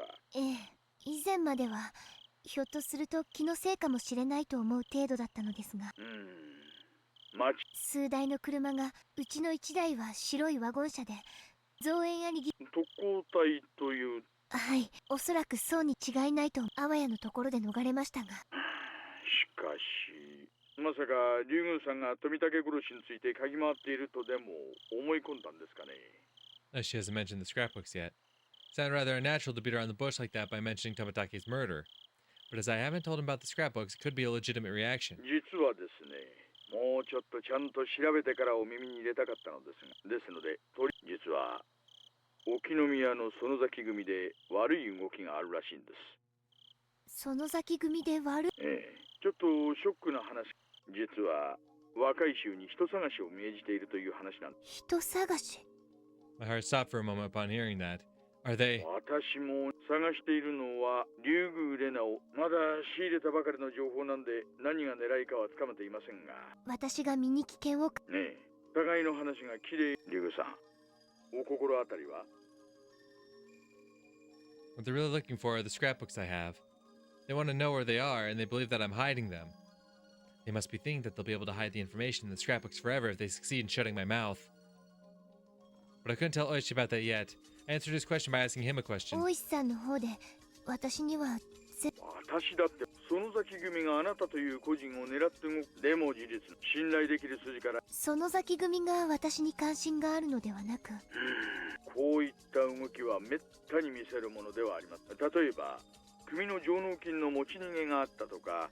でもそれは大抵組関係の業界の話で、仇である個人が対象となるなんて前例。私がその貴重な一例目であるのは嬉しいですが、前例がないで済まされちゃこっちは。まあ竜宮さん、落ち着いて今度は竜宮。何をです。竜宮さん、園崎組がこういう何かの誤解にしたってなかなかあることじゃない。心当たりはありませんか。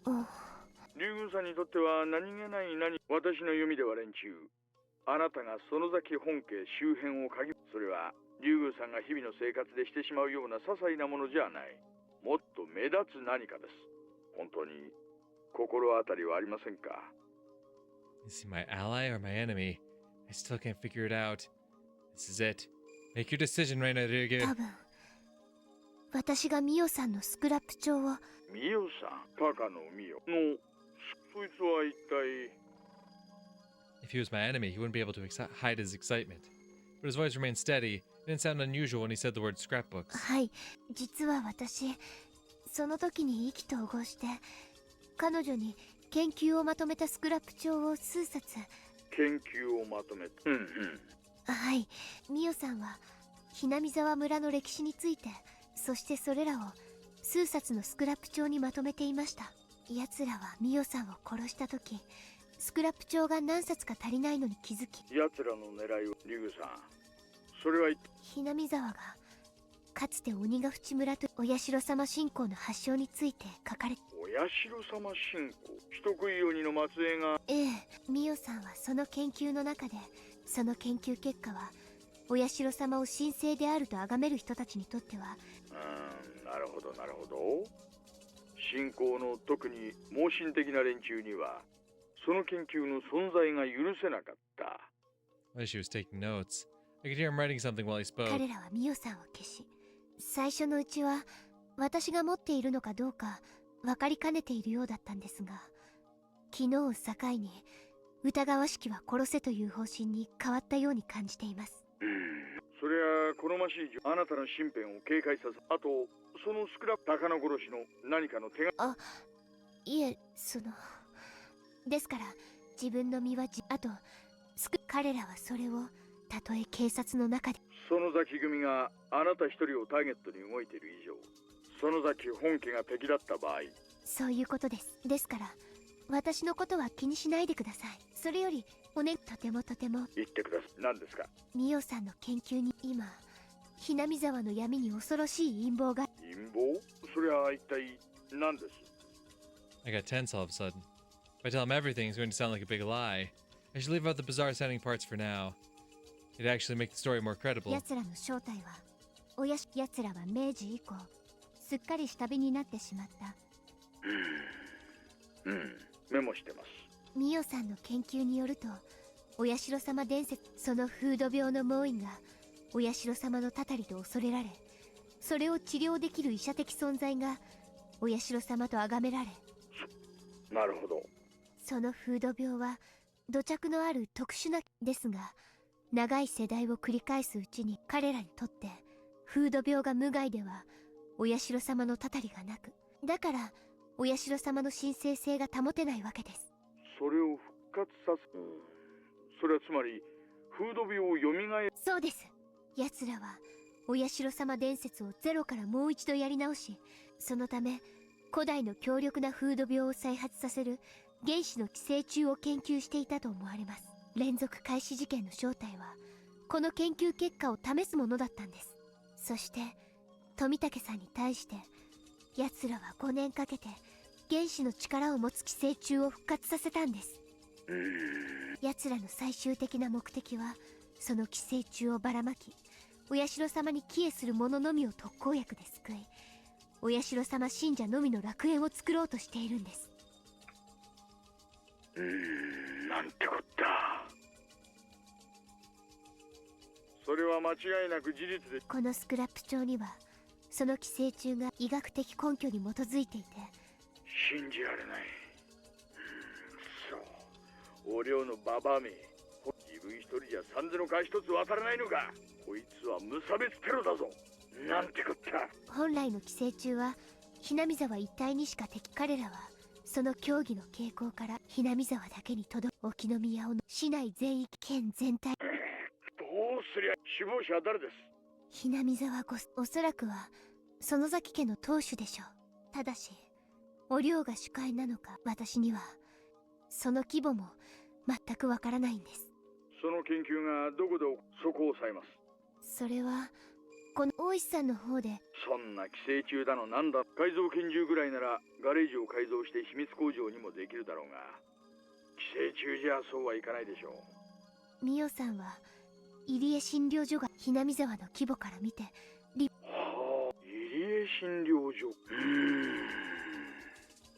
They need a specially designed facility with advanced airtight containment among other considerations to be able to do research on dangerous parasites like this one. It's easy to equate suspicious research with the clinic facility, but it also sounds too easy and a little cliche. At first I thought they converted part of the clinic into a secret research center. That actually sounds a little too unrealistic. とにかくそれはどうか怪しげなところを。ご存知の通り、警察や後付けで取ることもできますがね。間違いなくそこだという決定的な証拠があった時の話です。Oh, she's a police officer. If he's going to work as a police officer, he has to follow their で rules. も大掛かりな、しかもミオさんの殺し方の請求さから見て。わかりました、わかりました。こちらの方でも何とかしています。そんなとんでもない計画なら園崎本家も一枚岩ってわけにはいかないでしょう。必ずどこかに胸中で反対している人間がいるはずです。そういう人物と接触任せてください。こういうのは私の得意とするところですよ。Oh, she laughed to try to cheer me up. I was upset with the work of the police before, but Oishi's positive reaction is very reliable. He's what you might call an outlaw. Oishi's greatest advantage to me is that he doesn't exactly play by the rules. It's very encouraging that he has that kind of skill, especially since we have to act both very quickly and without conclusive evidence. The police normally investigate incidents after they've happened, but that doesn't work in this case. If this incident actually does occur, it's going to be a big disaster. ミオさんはなんて恐ろしい陰謀を暴いたんだろう。気の毒な最後でした。岐阜の山中で気の毒なことで。そうそう。ちょいと彼女のことで変わった話。変わった話。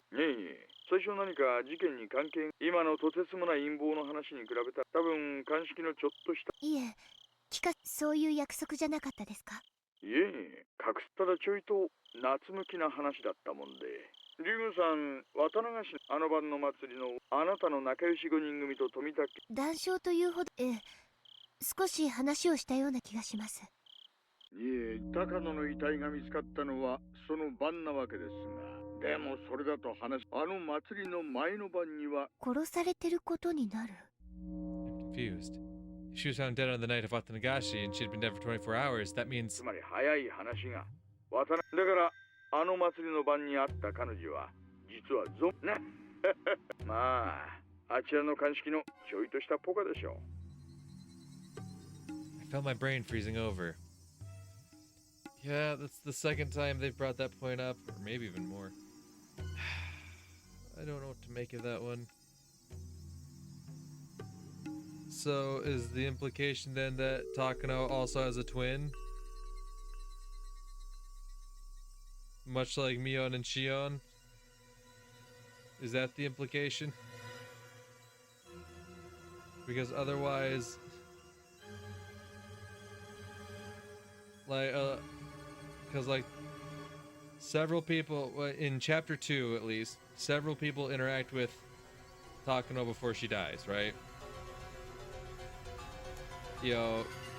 Shion, Keiichi, and, well, I mean, Tomitake's not really much of a witness, but still, Shion and Keiichi both interact with her, right? And then I'd say even more so in the other incidents, instances, there we go, of it, because, or no. Yeah, no, I think so. Doesn't, the whole gang see her? Or maybe not, actually. Maybe it is just Keiichi that sees her with Tomitake. It could be true. But clearly there's someone there, right? Clearly they see this blonde woman on the night of Watanagashi. But the real Takano is dead. By that point, the real Takano should be dead. So I can literally the only thing I can come to is that we have another twin situation on our hands, but I don't think they'd. I don't know. I don't know. I don't know. Oh, she laughed, saying that it sounded like a horror story from summer camp. But actually, the fact that Mio-san's time of death was off backed up her incredulous theories. I haven't mentioned this one to Oishi or Keiichi-kun. If I did, they started to doubt everything else I've said. That's how absolutely unbelievable this theory is. At any rate, the mismatch with the time of Mio-san's death means a lot. What irony. Mio-san came up with the theory, and she proved it correct with her own life. No, not yet. This doesn't prove anything yet. Okay, would you like to fill in the readers for us, Rena? Takero's death fills in the blanks. How? If her theory is true, it might happen again. There's no way. It can't be true. I still can't believe it. But she just said it. He said Mio-san was already dead on the night of the festival. It means that the Mio-san, who was walking arm in arm with Tonitake-san on that night, wasn't Mio-san. Mio-san was already dead, so that wasn't her. That means she was... I felt a new sensation, one I never felt in my life before. Oh my god, just tell me. It wasn't an ordinary kind of dread. It was fear of the truth. No, fear is worse than the fear of accepting a truth you don't want to believe. Compared to this fear, the fear of being stalked by the Sonozaki family or being burned alive in an oil drum looks silly. That's how deep of a fear I felt. And I felt it crawling all over my body. リュウさん、警察が信用できない。園崎本家は市内全員署にも園崎家の御用聞きみたい。それでも今のあなたは危険。それで私個人を信用しては私以外の誰も知らないところに私をどうか信用してください。I don't doubt Oishi at this point. I actually think he's very reliable. I would have said yes without a second thought, but the situation has drastically changed. If Mio-san's death backs up this unbelievable truth, I trust Oishi. I believe he'll find the enemy and take them down. I'd rather protect myself and my own than let someone else do it. If the unbelievable truth is real, then I couldn't trust anybody except myself. What's the unbelievable truth? No, even myself might appear before me too. 大石さん、本当にありがとうございます。What? What? Clones? Are there clones? Is everyone in Hinamizawa been cloned? And the clones have the parasite? Like, what do you mean? What do you mean? Myself might appear before me. Like,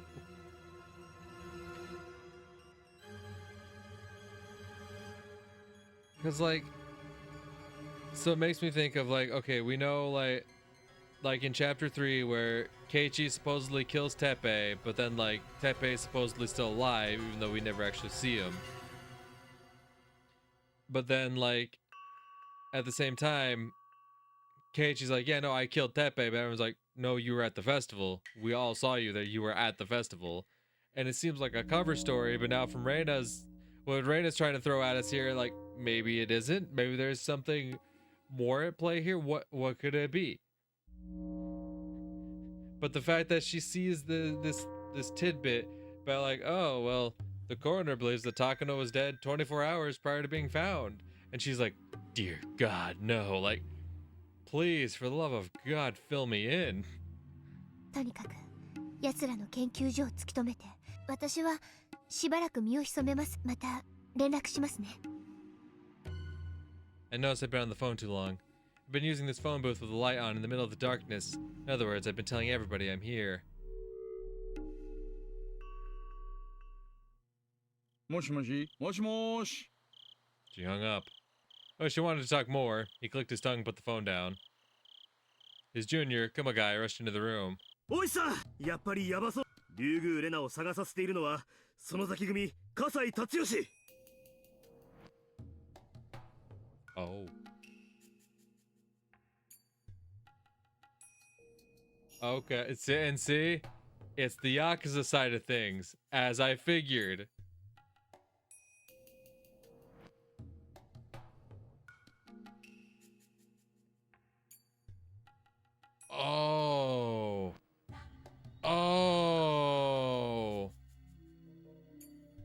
are they the ones that retrieve the body parts? Because the Yakuza obviously would have cleaners, right? You know, when there's a murder scene or something of the sort, they hire the cleaners to come in and dispose of everything and make it look like nothing had happened, right? So now, that's interesting. 葛西園崎茜の懐刀じゃないですか So I can only imagine then that Mion would have called Kasai then, right?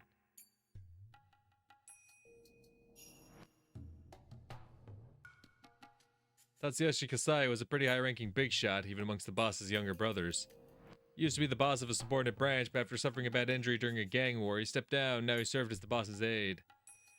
Akane Sanozaki relies especially on him, and as her right-hand man, he's still feared even now. When Kasai moves, other gangs consider it as a declaration of war. They fear him very much. He's a warrior among warriors. He's been lying low these days, but he's led countless numbers of gang wars. He was also the leader of the professional attack squadron that went to the US to receive military training during the dam conflict. They were crazy enough to think of attacking the Ministry of Construction for real.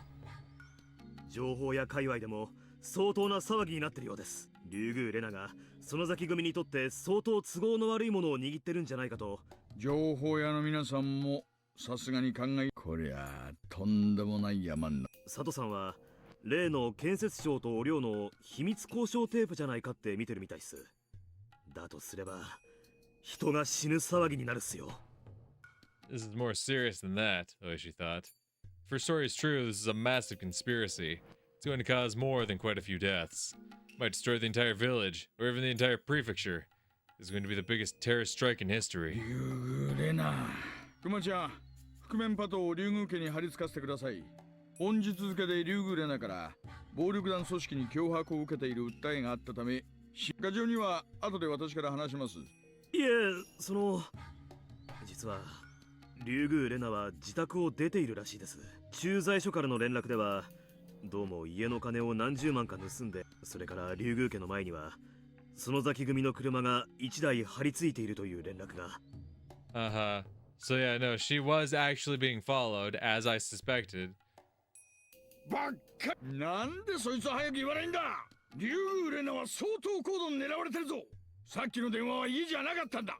竜宮レナを至急保護します。車回せ。家の前に張り付いてる野郎を閉め。おい、わけの何か来い。おっす。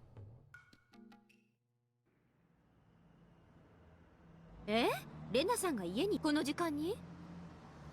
はい、しばらく家の前で待たせていただきましたが。誰かの家に遊びに行ってるとかじゃない？案外本家でお姉たちと一緒に部活大会だったりしてね。Shun was laying down on the sofa, picturing her sister and her friends fooling around and playing games like they always did. Are you shitting me? Are you shitting me? Are you telling me it's nothing serious? Because if Kasai is openly talking about it with Shion, clearly it's not that big of a deal. Is it simply just Kasai finally responding to Reina's request, right? Back when she was going to... Back when she talked to Mion, she's like, hey, can you talk to Kasai for me? I really want to talk to him, right? Concerning Rena and Tepe, right? And just now he's like, well, yeah, she said she wished to speak to me, but now I'm looking around and she can't be found. I don't know where she is. Bro, I swear to God, if the back half of this game is just all a big mess of misunderstandings, that is the funniest shit. Every single thing is just a big... This person misunderstands this, this person misunderstands this, this person misunderstands this. It's just a whole web of just chaos caused by so many misunderstandings. That'd be fucking amazing. 一応それを疑って本家にミオンさんもレナさんがお帰りになられないのを心配しておられました。Okay, maybe not.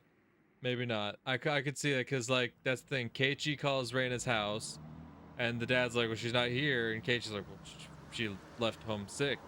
So, of course, Mio then contacts Kasai because she probably thinks she can trust Kasai because, yo, Shion put so much faith in him as well, right? And she's like, hey, my best friend, one of my best friends has gone missing. Can you help me find her? And so Kazai's like, oh yeah, of course, anything for the young mistress. Yes, of course. To the successor of the household. Yes, of course. We'll find your good friend. そうなの？どうしたんだろうね。はって。めったにないことだろうとは思いますが、たちの悪いのに絡まれたのかもしれません。念のためレナさんを見かけていないかどうか聞き込ませています。あの子に限っては大丈夫だと思うけど、何気に強いしね。Yeah, no, Shion would have a little bit of experience with that. それはそうと、私に何の用だったんです？ So I took off his jacket. Shion only told him to go see Rena because she heard that Rena had requested to see him in person. Ah! I was right. It had nothing to do with Mion and the kids being worried about her. It's just because Shion's like, hey, I heard from Sis that Rena wanted to see you, so... あれ？言わなかったっけ？なんかね、葛西の落とし物を拾ってるらしいよ。お姉が言うには、レナさん、おうおう、いい。堪忍してく。しかし、ご無事だといいのですが。Right then the phone rang. Kasai answered it while loosening his tie. はい、はい、わかりました。直ちに。Kasai sounded very serious and Shion immediately figured out who he was talking to. 誰？お父さん？はい、レナさんを大至急保護して、本家へ護送せよとの園崎本家からの命令です。鬼ババの直令？レナさん、ああ、かわいそうに。くわばらくわばら。Okay, so it is a bit more than just that. Clearly the Sonozakis are looking for レナ it. がまだ帰って。実は聞いた話だと、雲隠れ？あと、これはさっき入ってきた情報なんだって。なんでも、レナの家の前には村の中にもすでにサイレンなしのパトカーが、あと君吉本家にも警察から電話があって。ってことはまさか俺たちの隠した死体が見つかったってことが。 We hid them deep in the mountains. They couldn't have found them that easily. 私が保証する。おう。実はね、あの死体、園崎家の方で秘密の場所に処分させてもらったの。Mia called in the cleaners.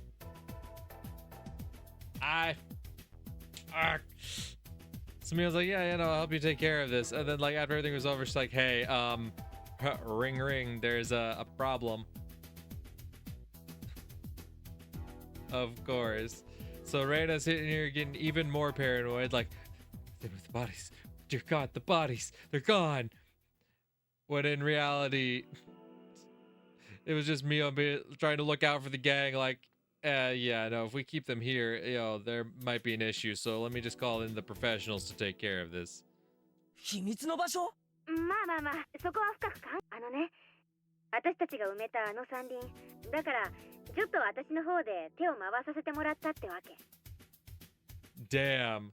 So what I thought would be like a big reveal of the bodies, Mio actually saw the flyer. I was like, well, that's not gonna work. Let me just, dip. そっか、お前、味方なら頼りになるけど。おじさんを誰だと思ってるんだか。じゃあ、死体じゃん。一体どうして警察がレナを。 Okay, interesting. Yeah, so clearly these corpses aren't like a big trump card they're holding over Reina. But clearly the Sonozakis do want to see Reina for some reason or other. And it could still be in connection to the scrapbooks.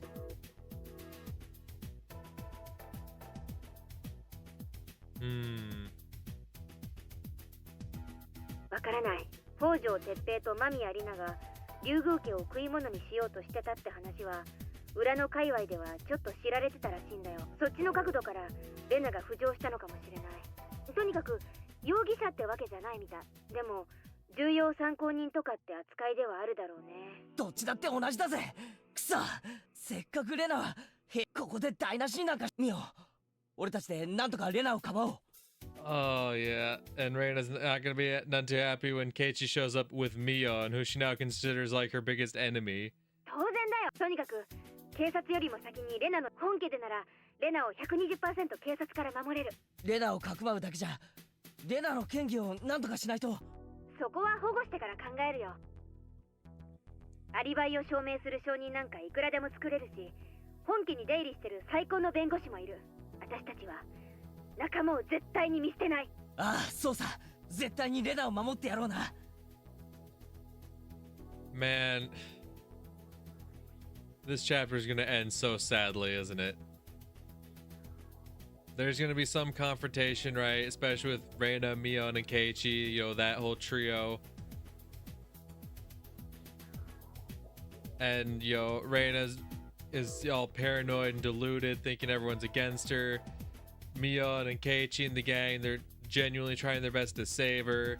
Someone's definitely gonna end up dead. Man, it's gonna be fucking heartbreaking, isn't it? くそ、俺ができるのはミオンに頼るだけかよ。なぜ。まあまあ、蛇の道は蛇ってことだよ。おじさんの方で手を尽くすから、ここは任せな。あと、村全体で警察の目をごまかすため、レナがゴグラのあたりで目撃されたことに警察の目が広域に散れば、それだけ薄くなるはずだよ。なるほどな。こんなのはダム戦争の頃はお手の物だった。絶対にレナをかば。あとケイちゃん、レナはケイちゃんのことは特にだから、レナの方からケイちゃん、その時にはすぐ保護してあげてほしい。その時は私にもすぐ連絡してね。お、わかったぜ。レナは強い子だからね。きっとこんな苦難も乗り越えてみせるよ。そうだな。I hesitated to say something. Rena hadn't been her normal self lately. If she was her normal self, I'd have no doubt that she could overcome this. But Rena is deeply convinced that Takano-san's delusions are true. Rena believes the Sonozaki family is behind the conspiracy. Not sure if she trusts the Sonozaki family to protect her. 大丈夫だよ。腹を割って話せば、すぐに誤解だって分かってくれるよ。Don't know about that one. ケイちゃんだって私と話して誤解が解けたんでしょよくもまあ、あんなと。まあな、我ながら前原圭一、多分一生の恥だぜ。やれやれ。Really was deeply convinced until I talked to Mion. Even after the promise of friendship we made, I doubted her. Takano-san was endowed with magic. I think the scrapbooks she wrote also carried a spell. Witches? The scrapbooks can make people go mad. They're forbidden scrapbooks. Nobody was supposed to see them. Rena is captivated by the power of that magic, even after Takano-san's death. I have to wake her up. Got a very bad feeling about it. And see, that's not a bad motivation to have. Like, yo, I gotta snap my friend out of this delusion. I know you're gonna go about it in like the worst way. And like, I can't even tell you like what the best way would be to tackle this. I'm no fucking psychologist. I'm no, fucking criminal negotiator or anything like this to where I could like try to tell you like what's the best way to go about it. But I know just somehow you are gonna do like the worst thing fucking possible and make the situation worse because you're Keiichi Maebara. That's what you do. ああ、ごめん。来客だわ。なんだか警察っぽいな。じゃあこれで電話を切るね。レナは今晩以降、警察に何か聞かれても知りません。あって。お、了解。Yeah, I waited for my answer, then hung up the phone. After she hung up, I slowly started to feel like Rena was being consumed by some huge, unthinkable fate. Yeah, it's not only the police I'm worried about. I'm also worried because Rena is ensnared by the power of Takano-san's magic. I fear that she might be suffering from incredible anxiety. That's putting it lightly. Alright. Rena might be hiding at her secret base in the garbage dump. Rena once told me that she used to spend the time there when Rena-san was at her house. And she told me that she hid the scrapbooks there too. If she's hiding there, she must be hungry by now. I should bring her something to eat. I went to the kitchen to look for some junk food.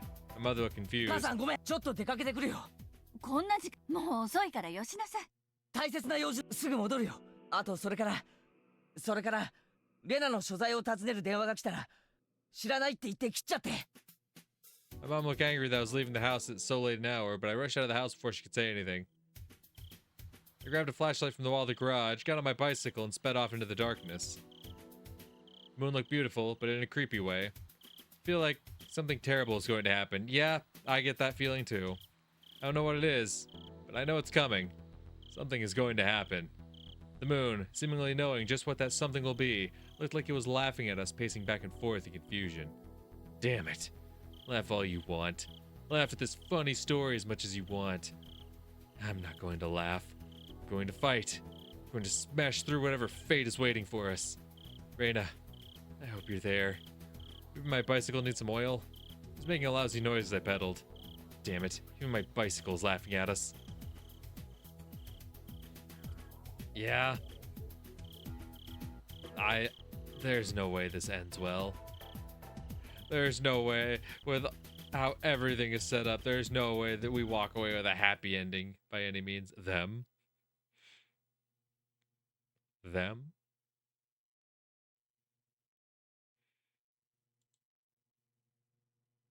Them? Yep. And now that, okay. Now the text is totally red. Uh-huh. I finished talking with Oishi on the phone and soon left the phone booth. Does that mean it's true? I realized something and a chill ran through my body. I was in a phone booth that stood out tremendously in the dark. Somebody must have seen me. I was certain I was being watched. I saw glowing eyes staring at me in the dark. It wasn't human. Was it an illusion? No. I knew who they were. They were the ones controlling the three families of royalty Namizawa. Its eye level was too low for it to be human, and its outline was vague. Oh, girl, don't tell me you're about to, like, kill a cat or something. I knew from the past records that they were physically frail. The silhouette, which indicated its inhuman appearance, was unbelievably unrealistic, especially its protruding head. One of the scrapbooks I received from Mio-san described their appearance in detail. Their eyeballs were pure red, like blood, and their bodies smell like ammonia. Even though some of them have, at times, been captured around the world, all of them melted or disappeared, leaving no trace behind. What? Those were in Takuno's notes. That they've been, whatever these things are, have been captured, and then they melt or disappear. The only traces remaining are the marks proving their descent to Earth. Right then, the impossible, unrealistic silhouette took a step closer, got closer and closer towards me, making a realistic noise as it crunched across the gravel. The noise pulled them back to reality.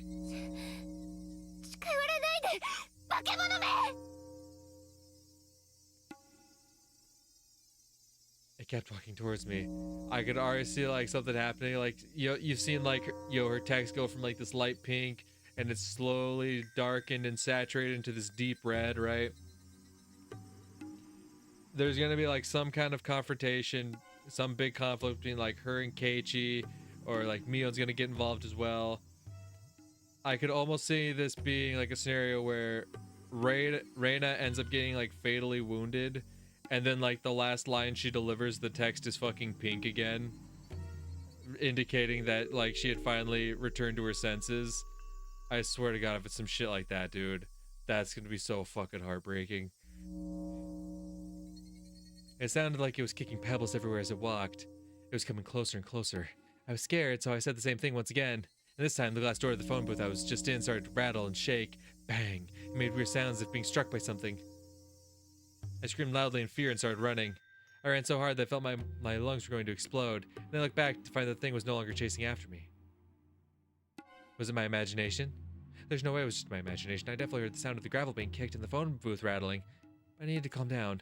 Right then, I needed to make my heart stop beating so fast. I have to fight them eventually. The next time they appeared, I was going to strike back at them. I was going to squash their heads with my big hatchet. I had protected Namizawa. It was my duty to do so.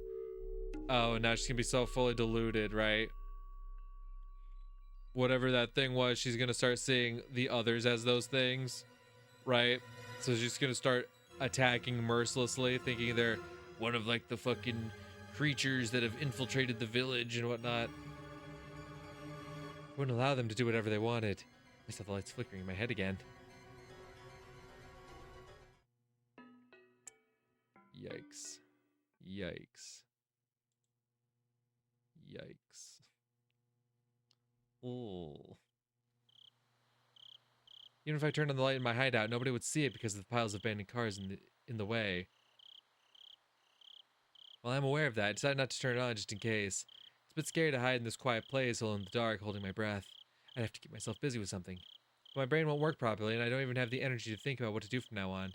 However, I don't have the courage to lie down and sleep and regain my strength either. Every time I heard or thought I heard a suspicious sound, I'd gasp and stare into the dark. That's all I did all night.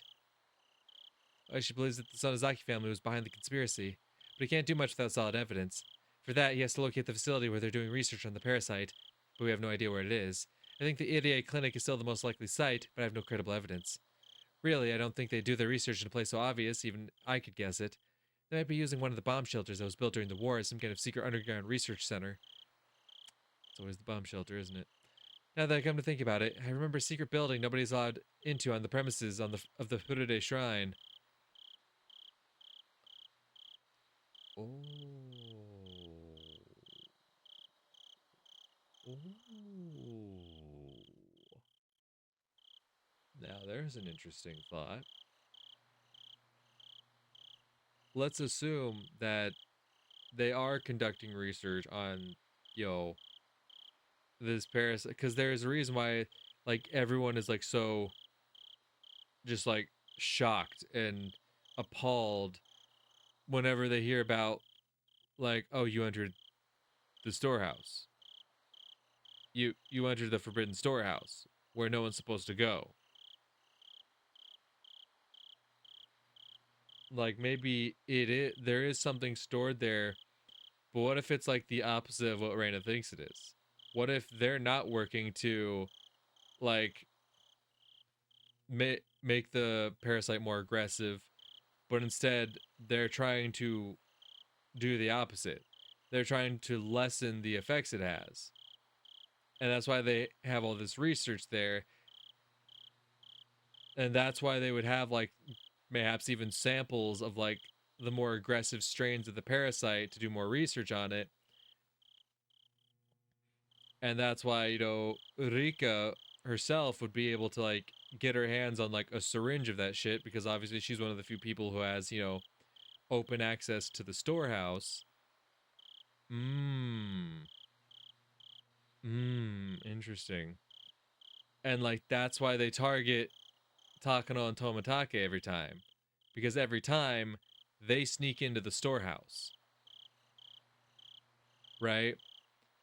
And maybe it's less about the fact that they sneak in, but more so about, like, they find some evidence to believe that they've become infected somehow. Because honestly, I could believe that. They become infected somehow, and then, like, they don't want that to spread. They don't want the virus to spread. They don't want it to, get out. The parasite, the infection, what have you. And that's why they get targeted. That's why Takano gets stuffed in a barrel and burned, right? Because she has this, infection in her, and they want to make sure it's gone. That, like, not even through the corpse can it spread. Like, it's just, that's why they light her up. And, well, I guess the belief is that if it's a parasite, when the host dies, it dies with the host. Well, not necessarily, because they already mentioned there's some parasites that kill the host so that it gets swallowed by a bigger, more suitable host, but still. And maybe that's the thing. Maybe they do try to gang up on Tomitake because they know he has, because he's been infected, right? That's why he has all the, like, the bruises and scratches and whatnot that indicate he was in some kind of altercation. But eventually, like, he just kind of broke and started tearing at his own throat. Mmm. Mmm.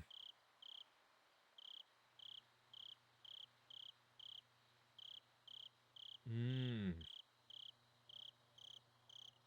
Interesting, interesting. That kind of, okay, so that does kind of explain, like, the Takano Tomitake situation in a way.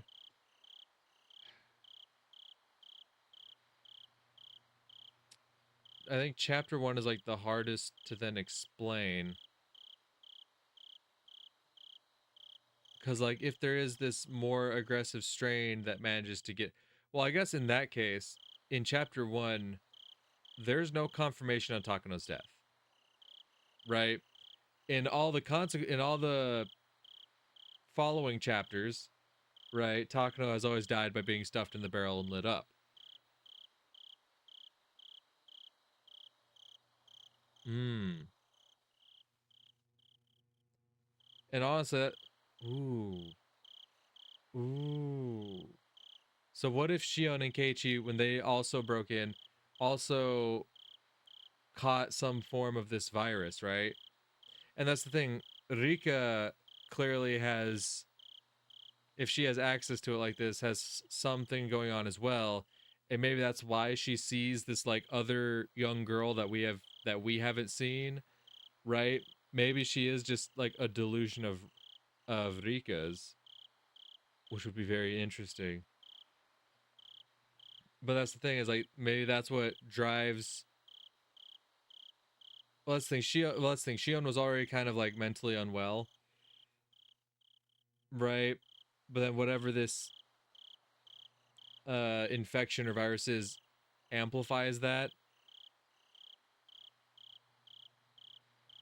And that's the thing. So I'm guessing whatever this syringe is something that's like guaranteed to kill the parasite, but it causes a very violent reaction.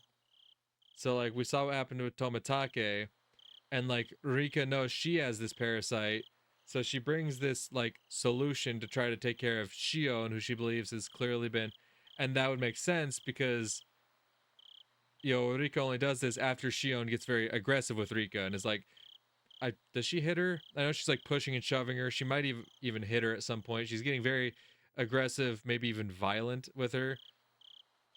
So at the schoolyard, so Rika already has a suspicion of like she has this infection, right?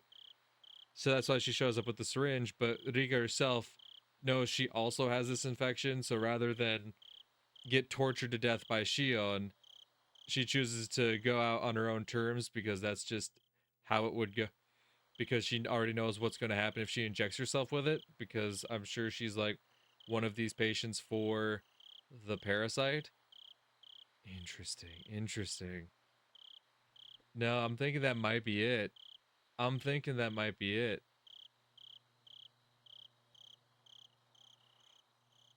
that could kind of explain why the death of the Furude family, of Rika's parents, kind of seems so different. Like, it seems like there was no, like, potentially no foul play involved. Like, what if they themselves were also, like, studying this, whatever this illness is, and that's ultimately what the father succumbs to, right? Like, that's one freak incident that I could believe was, like, there was no other party involved. It coincidentally, like, the priest of the fucking shrine happened to kind of be a fence sitter, to really take sides when it came to, like, the conflict and whatnot. And people framed that to make it look like, oh, so clearly they attacked him for it. When in reality, he was also trying to study this, illness and whatnot, but ultimately succumbed to it himself. And who knows, maybe he even died in a similar way that Tomitake did, but they didn't want to, like, broadcast that to the people around and whatnot because of how violent of a death it is. And maybe Rika's mother, like, genuinely in her grief over it and knowing what it might mean for her daughter, ends up taking her own life as well. I could see it.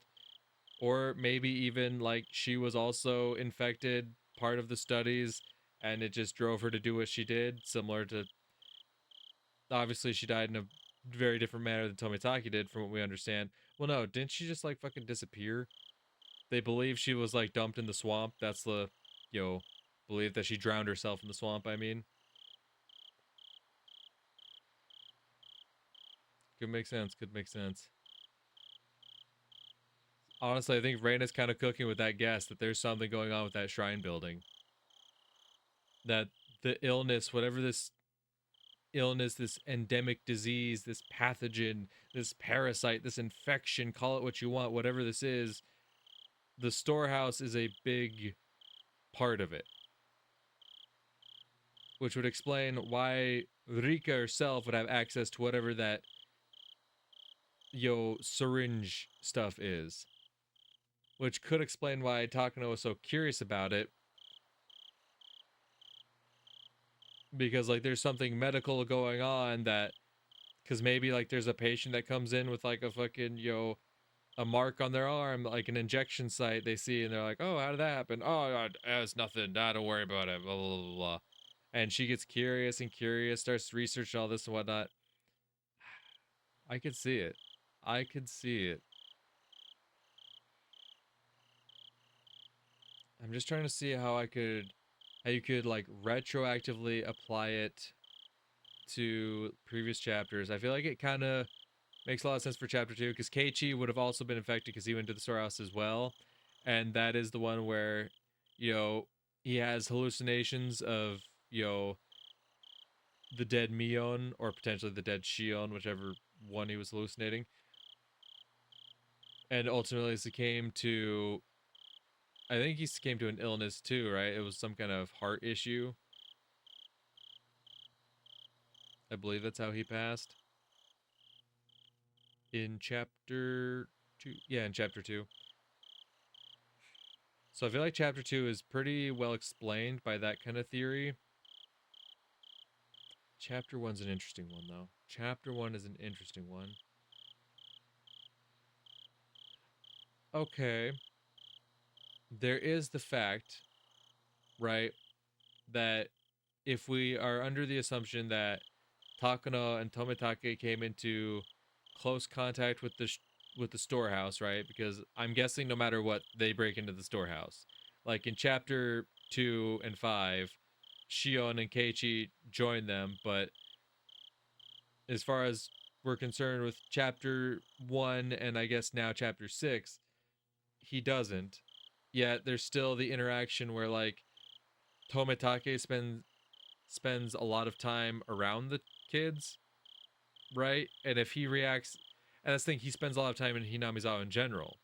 We know that he returns to Hinamizawa every year, right? Or maybe even more often.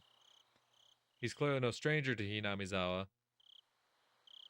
So if he's infected with something, I don't know exactly how it could potentially be transmitted, but he does spend a lot of time around the kids, so it could potentially transfer to them depending on what the transmission method is. Because obviously, like, he joins in on like the club game, right? When they're trying to shoot down the teddy bear and whatnot, and then at the end of the night they're all like writing on his shirt and whatnot. It's his punishment. He's got to get written on. And all the kids are like gathered around him in that. And so, like, even though chapters 1 and 6 have played out very differently, maybe it's just like the infection spreads to different people, right? Or maybe it doesn't. Maybe it didn't spread to everyone, but it's just affecting them in different ways. Because, like, Keiichi obviously becomes hyper paranoid, especially after Oishi starts talking to him.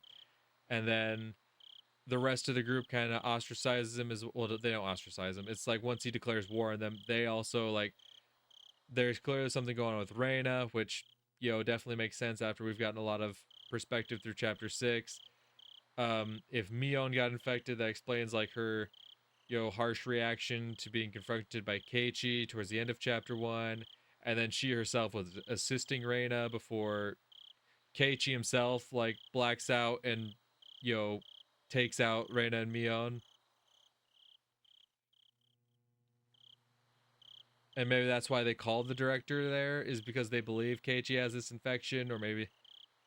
We never really see much of Rika and Satoko in chapter 1, and then chapter 3... Chapter 3 is an interesting one. Well, let's skip over chapter 3 for now. Let's look back now where we are in chapter 6. There's still the same thing.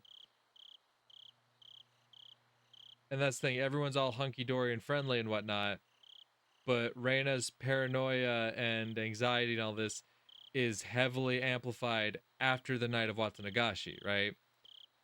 And a big part of that is Oishi coming in, dropping the news that Takano and Tomitake are dead, trying to get answers out of her for that and whatnot. And that caused a lot of amplification in her. The rest of the gang seems pretty fine from what we've seen thus far, though.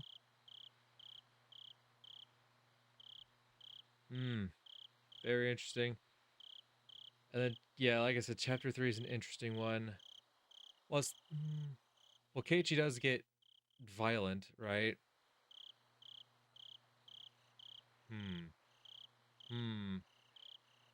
Okay, well, the thing is, if you assume Rika is infected, right? If you assume Rika is infected, which we do, and if you assume it's transmissible, which is something I believe is something that can be transmitted to others, then obviously Rika and Satoko live together, so safe to assume that Satoko would also be infected by this virus, whatever it may be, this disease. And in chapter 3, obviously, Keiichi spends a lot of time with Satoko. That's like a big, crux of that whole chapter, is that they spend a lot of time together in like the early half of the chapter. I could see that. I could definitely see that. So even if Keiichi doesn't, go to the festival with everyone,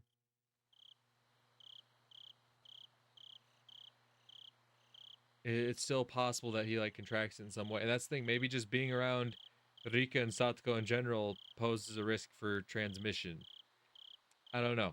There's plenty of holes in my theory as well, but like the storehouse being this big site of where something could potentially be going on seems very, very viable in my opinion.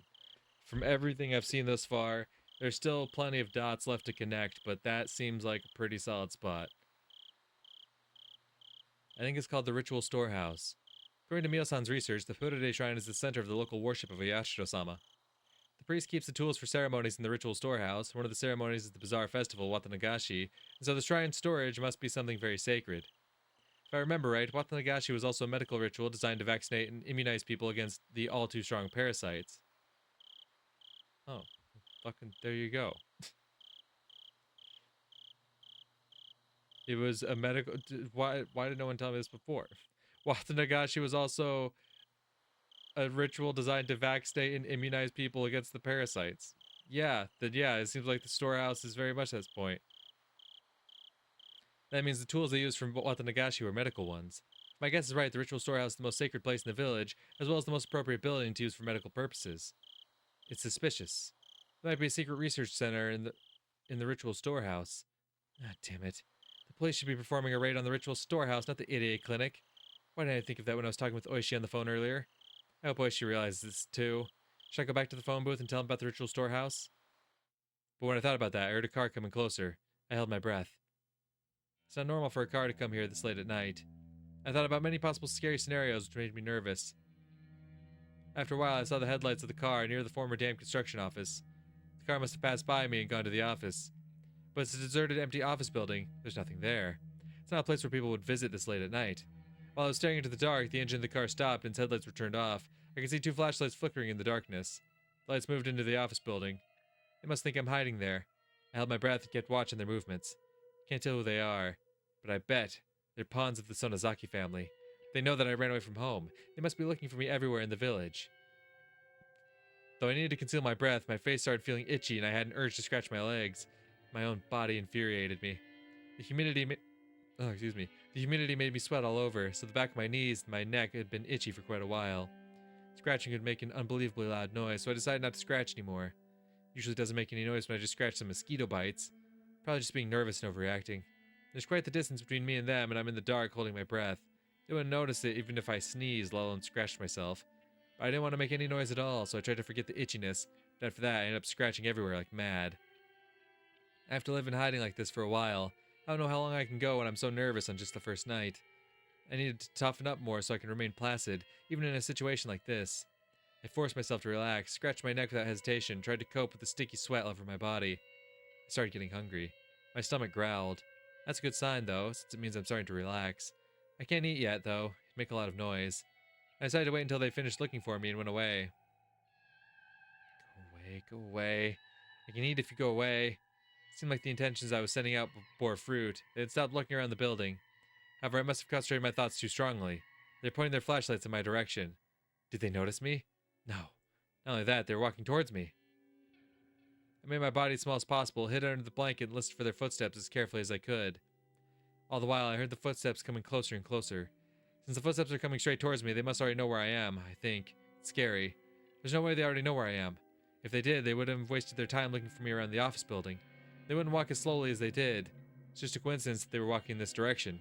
Since I'm hiding under the blanket, I can't see who they are. I don't know where they're shining their flashlights, so I can't stick my head out from the window to see who they are either. I just have to stay motionless like a rock until I sense they're gone.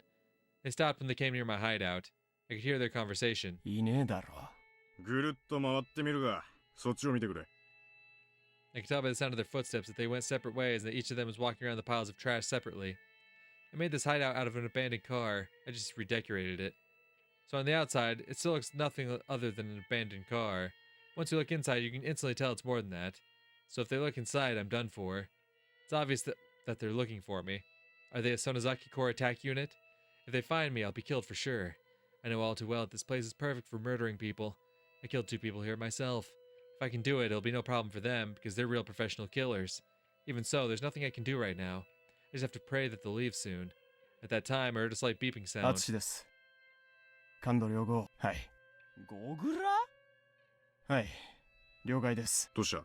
竜宮レナは目撃情報があったぞ。おいおい、どうするんだよ。とにかく是が非でもひっ捕まえて連れてこいって旦那の命令だ。たとえ行ったのが札幌だろうと博多だろうと。無理だぜ。それでも探さなきゃなんねえの。旦那は竜宮レナの持つ高野美代のスクラップ帳ってのを欲しがってる。And he wants them. So they are looking for the scrapbooks, as we kind of assumed. He wants them. He wants them.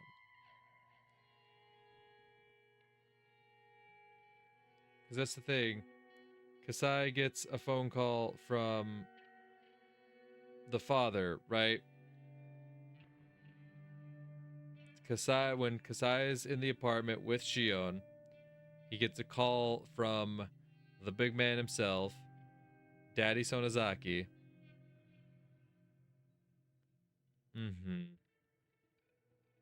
He wants them.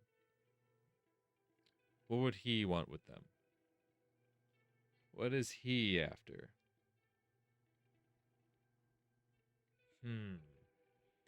Unless there's another he I'm not thinking of.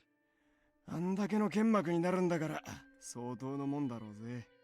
で、竜宮家前に貼り付けだけ残して他は引き上げだそうだ。戻って麦茶でも飲もうぜ。I heard their footsteps going further, and then I didn't hear them anymore. After a while, I heard the engine of their car starting. Finally got out from under the blanket and looked outside the window. The car made a U-turn and drove away. The sound of the engine faded away into the darkness. I heaved a sigh of relief. I scratched all my itchy mosquito bites, wiped the sticky sweat off my face and neck, and finally allowed myself to cough.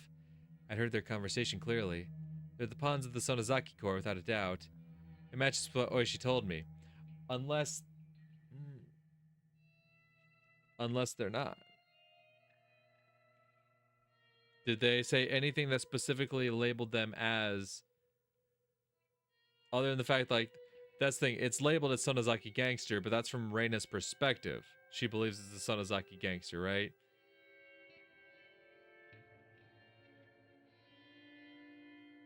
He recalled the others who were watching her house, right? He says she's in Gogara, which Mion said she would tell the cops that she's in Gogara. Also, Atsushi, I can't remember if that's a name I heard before. I believe that might be one of the cops' names. So yeah, those are probably actually police officers. We have to find her. She has the scrapbooks and he wants them, which he is actually probably in reference to Oishi.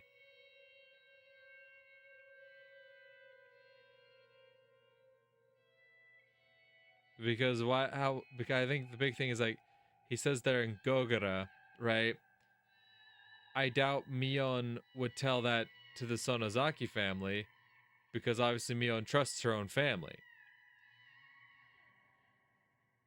But if we're the cop, but she said she was going to tell the cops specifically that she's in Gogara.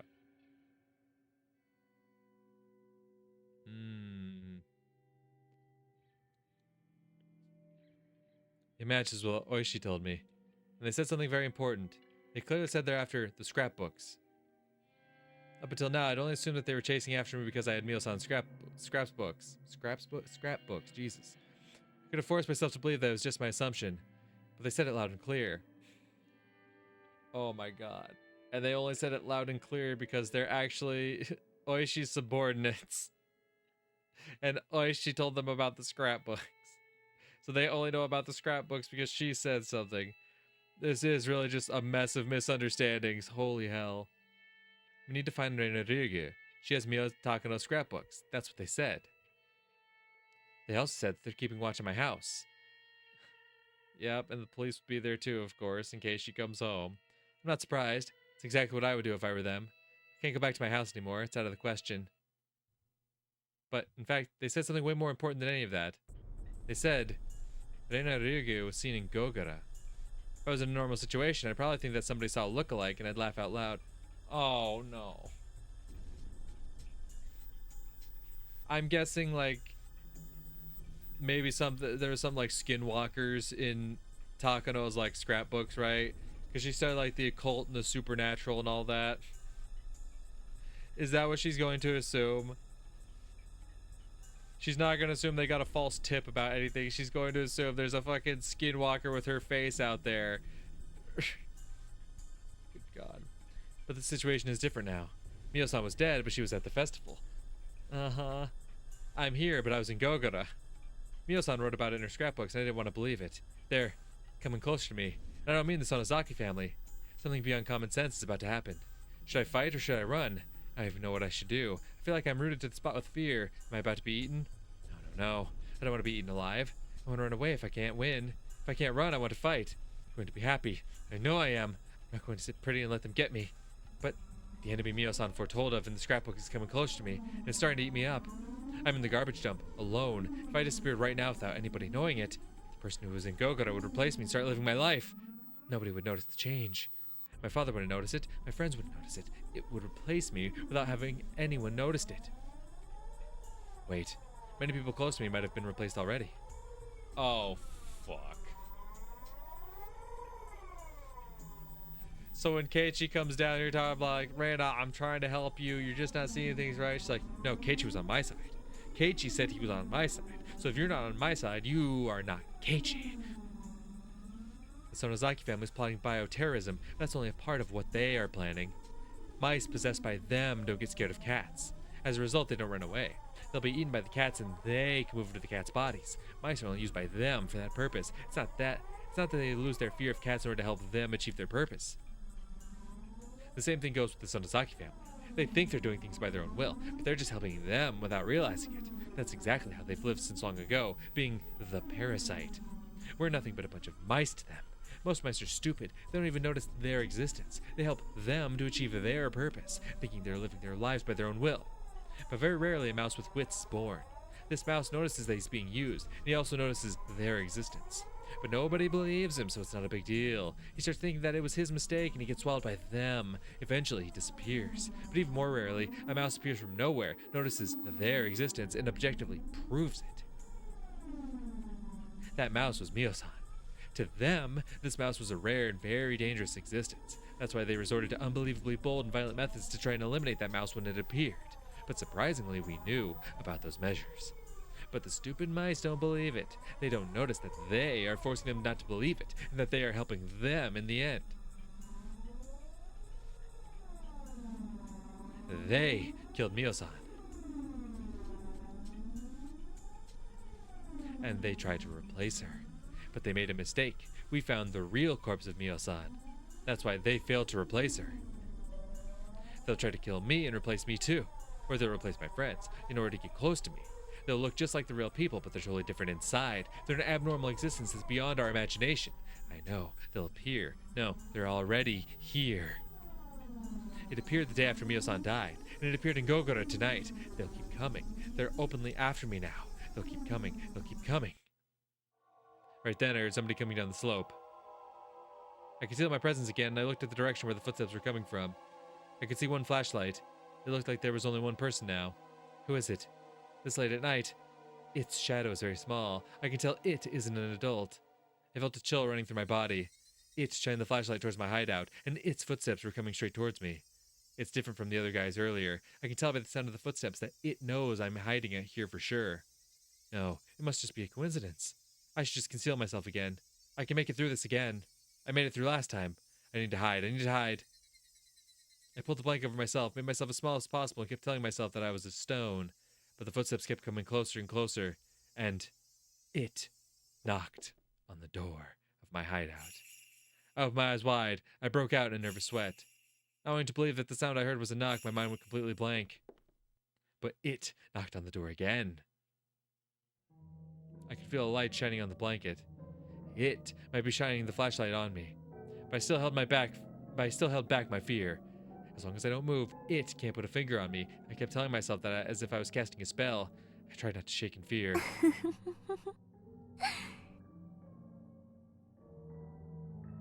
It laughed.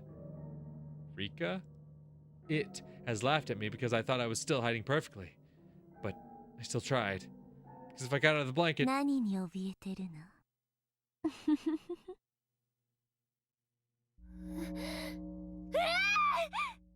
I threw off the blanket and saw the owner of the voice. Yep. It is Rika-chan. Now, why is she here? Why did she come to see me? I don't understand why she came all the way here alone this late at night. I realized all of a sudden. She looks just like Rika-chan. On the outside. But she's not her. It is just copying her appearance. It came to Mio-san, to me, to Rika-chan. I decided to talk aggressively on purpose in order to work up courage before my fear crushed me down. リカちゃんかな。みー、他の誰に見えるのですか? It answers just like the Rika-chan I know. But I know it's not Rika-chan. Rika-chan wouldn't come to a place like this so late at night. わかるよ。リカちゃんじゃないんでしょ。おあいにくだけど、私外見がリカちゃんであっても、私の友達のフルでリカじゃない。何者。 Rika looked stunned for a while. She looked as if she didn't understand what I was talking about. But she pretended like that for too long. If she really didn't know what I was talking about, she wouldn't be able to stand the silence for this long, but she kept quiet. And she finally showed her true character. It laughed. It laughed at me because I figured out something that was almost impossible to figure out, that it was not Rika. あんた、誰? It didn't answer my question. It kept laughing for a while. And then it looked straight into my eyes in a way Rika-chan never did before, and it said this. 私もこの世に生きて長い。私をリカじゃないと見破ったやつは初めてよ。あなたは勘がいい人だと初対面から思ってたけど。She clearly spoke to me the things that I was most afraid of. I was completely shocked. It's like she told me everything that could possibly scare me.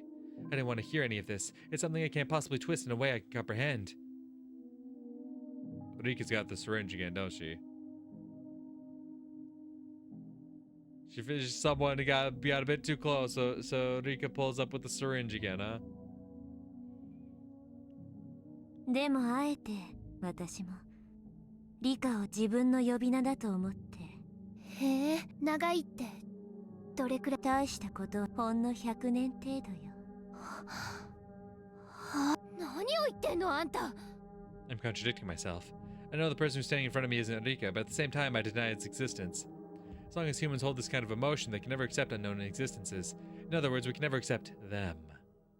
怯えなくていい。あなたは社、私は社が互いに相手に物騒なことをするのはお互いに都合のいい距離だと思うけど、私が何百年生きていようともあなたに腕力で勝てると思ってないわ。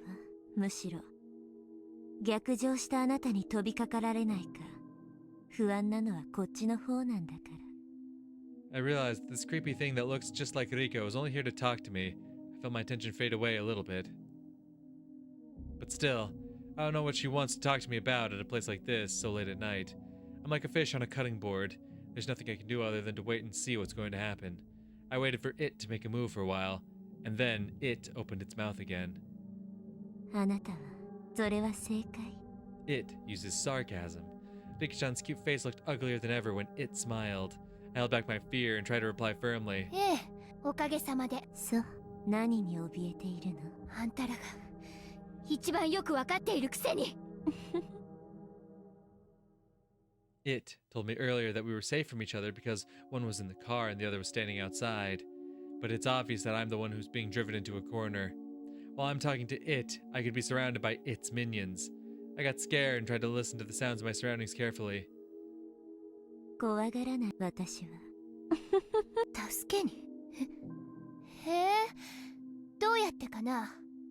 あなたはね、ちょっとしたお薬で楽になるのよ。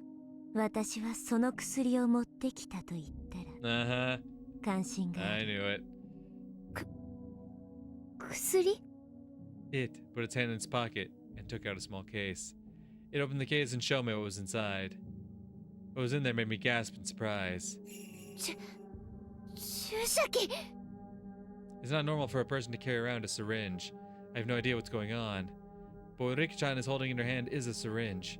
There's no way I can twist that fact around. そう、あなたを楽にしてくれる注射器。楽になれる。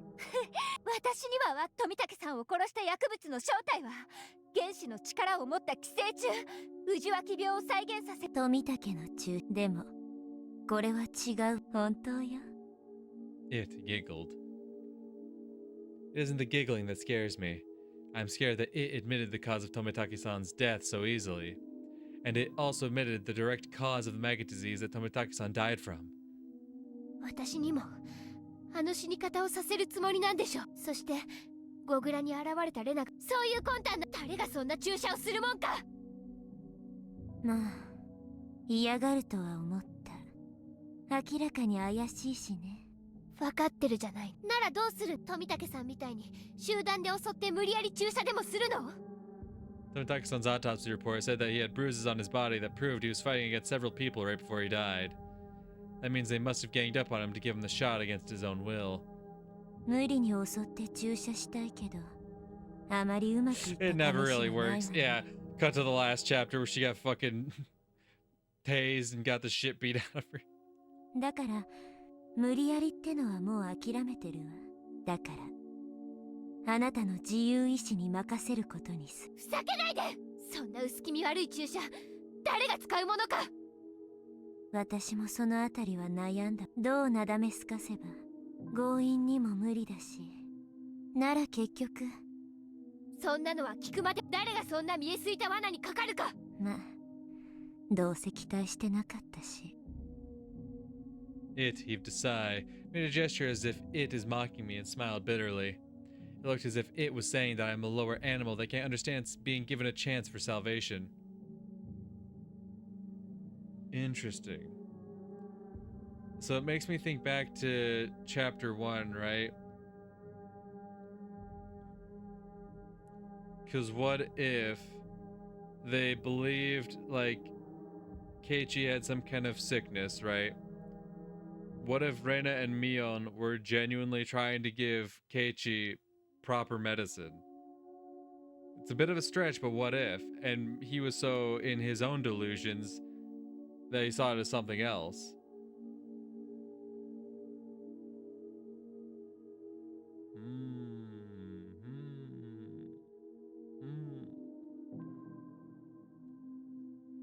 I kind of want to say I'll take the shot on the dare, but I know that's exactly what it is intending to do. とっとと帰ってお前の仲間に注射には失敗した。私は負けない。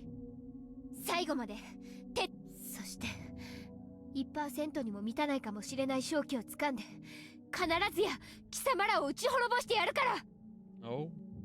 You're gonna seize that miracle, are ya? Bold play. そうならばせいぜいがどうせもうすぐ滅ぶ世界だしね。滅ぶ？あなたには関係の井戸の中のカエルが井戸の外なんかに興味を持っても仕方ないでしょ。At this stage of the game, it has said something very dubious. I tried hard to understand what this horrifying creature was trying to say. 私をこれからどうするつもり？私は好きにすればいい。It's almost too easy. As far as I know, do whatever you want means ignorance or release when your enemy says it to you. At the very least, it isn't a bad thing. Or does it have another meaning? In that way, I overinterpreted the meaning of the sentence, but then it said it again. あなたの好きなよこのリュウグウレナにはもう興味ない。次のリュウグウレナとうまくやれるようにするわ。せめて次のリュウグウレナは変に勘が良くないことを祈るだけよ。I was scared of it. Like I'd be scared of a judge handing down a death sentence. I mean, 私も昔は小さな狂いが生じるたびに途中からね、このひなみ沢にもう興味ない。次のひなみ沢を探しに行くことにするわ。でもだからせいぜい頑張って行きなさいな。It was telling me scary things one after the other. This was obviously a warning of Hinamizawa's destruction. It means the climax is coming soon. They have already prepared for another Rena. When I lose to this fate, they are going to replace me with that Rena as if nothing happened. They are very well organized. What humans are most afraid of is for their lives to lose all value. Your life becomes worthless when you're told that you have a replacement. It's like an indirect death sentence. It closed the syringe case and put it back into its pocket. It turned around and started climbing up the slope. At the top, it looked back and spoke without as much as an evil smile. じゃあね、さよなら。この竜宮レナ。次の竜宮レナでは仲良くし、ほとんどの場合は仲良くできてるんだから。次の竜宮、私は私だ。たった一人だ。お前らの思い通り、絶対に、絶対に。 I wonder if my scream was reaching it. It looked at me coldly. It looked at me as if I was just an image of the past on a TV screen. たまにはこういう会話も面白いか。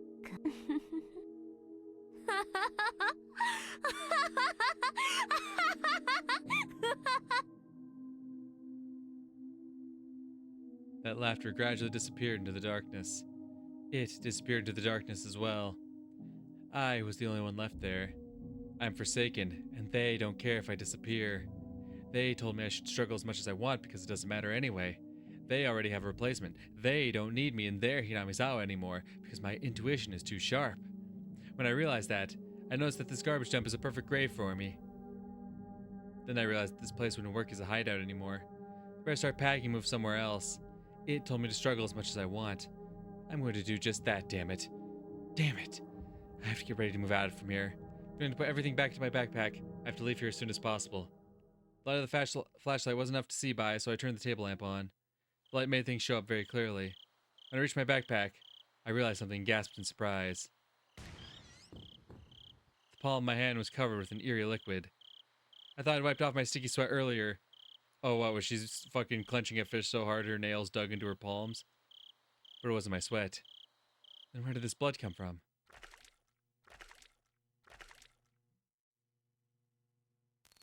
I realized it right away. Oh, right.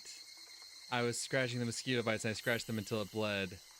When I noticed that, I remember the sensation, the mixture of pain and itchiness. Oh. Damn. So does Rika genuinely have like a cure with her?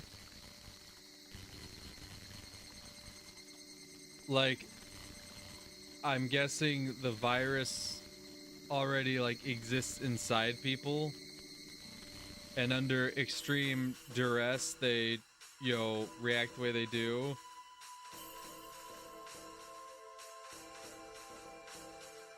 But Rika's is genuinely a cure.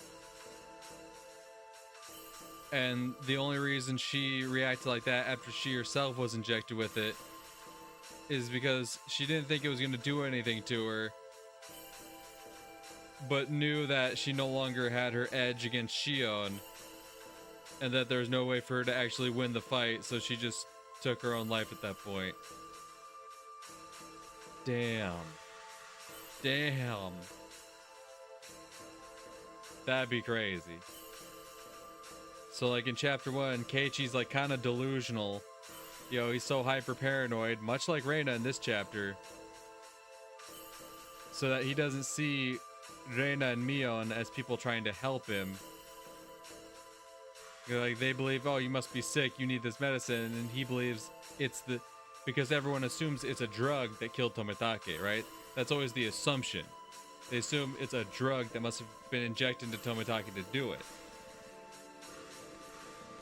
What if he already had that parasite in him, and they were genuinely trying to cure him, but he actually managed to get away, right? He had all the fucking cuts and bruises, but they never mentioned an injection site, as far as I remember. It's been a long time since I've heard the autopsy details on Tomitake, but I don't think they've ever mentioned an injection site of any kind.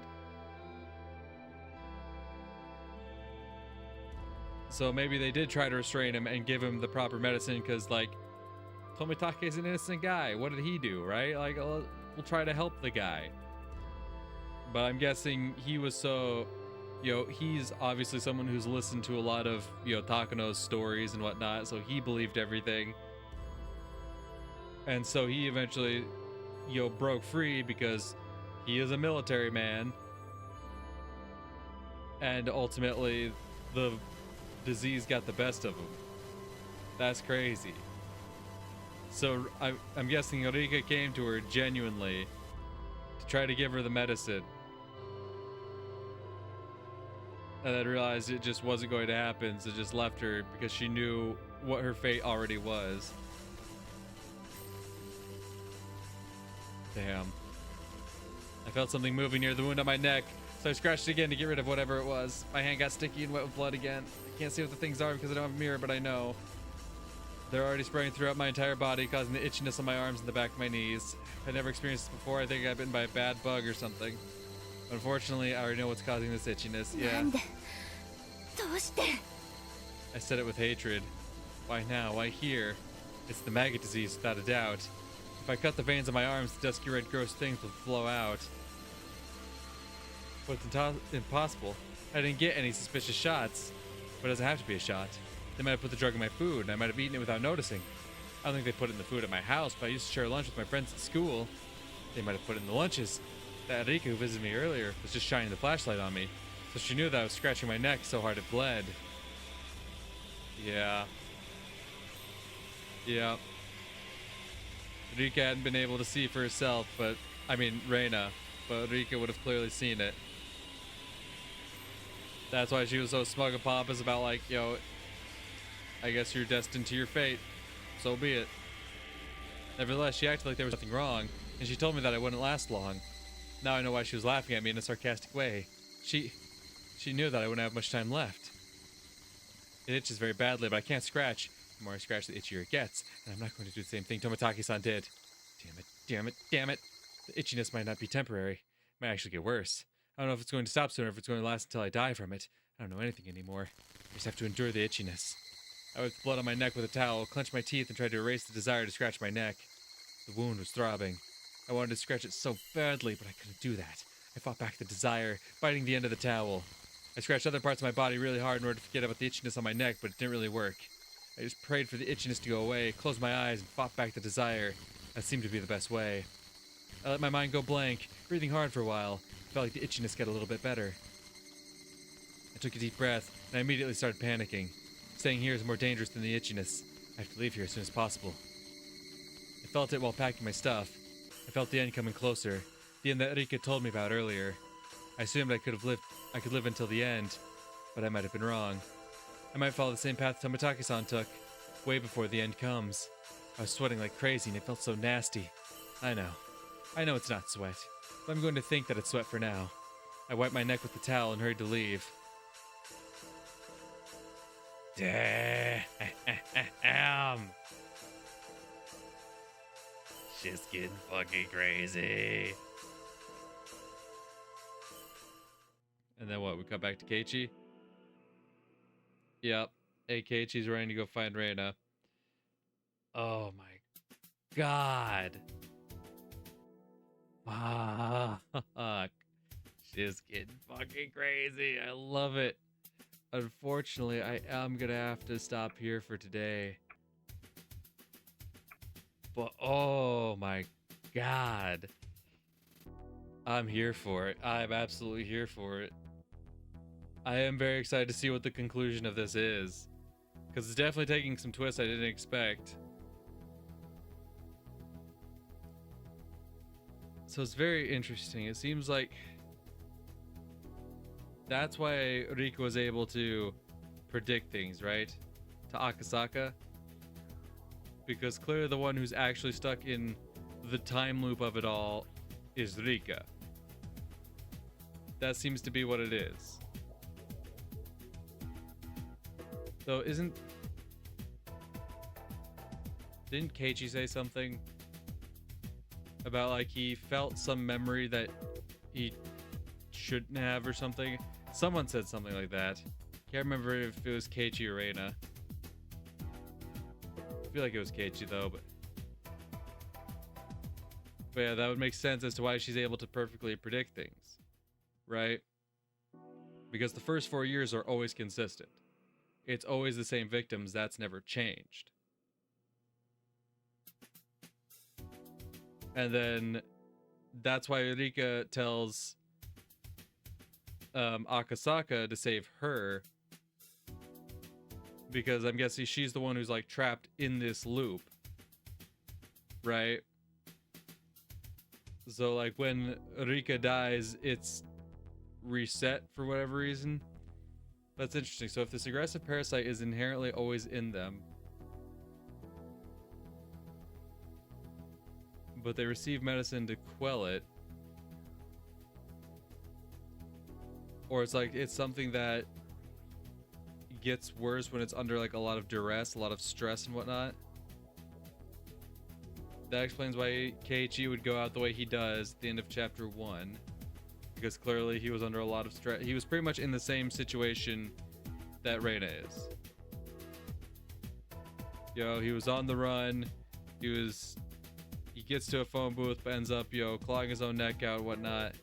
We believe it's whoever was chasing after him, but he was having like hallucinations and whatnot. He was losing his mind, and then ultimately clawed his throat out.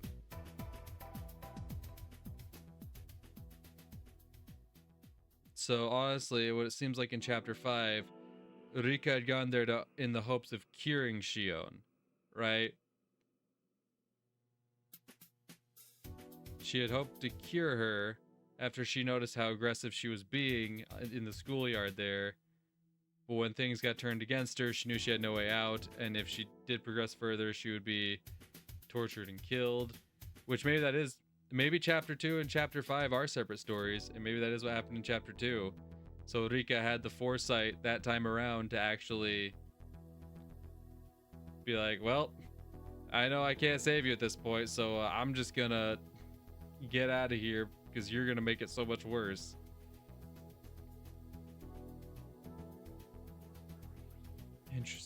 Interesting. But then there's the whole thing with Takano, right? About how she dies like a day before she's actually found, even though we see her the night before. And that's something that's that I can't help but think about when it comes to events in chapter 3, right? And how that relates to things that might have gone down there. Because clearly, because that's the thing, Keiichi wakes up at the bottom of that after falling off that bridge, and everyone's like, all the officials are like, oh, there's no way he should have survived. The gas would have sank. There's no way he would have survived by just being under there. He must have been somewhere else. So like, if there were another Keiichi, like that's wild. That's wild. God fucking damn. This shit's fucking insane. But I'm very excited to see where it goes, but unfortunately I do have to wrap it up here for today. So thank you to anyone watching. It's all much appreciated, and hopefully I'll see y'all in the next one. Till then, peace.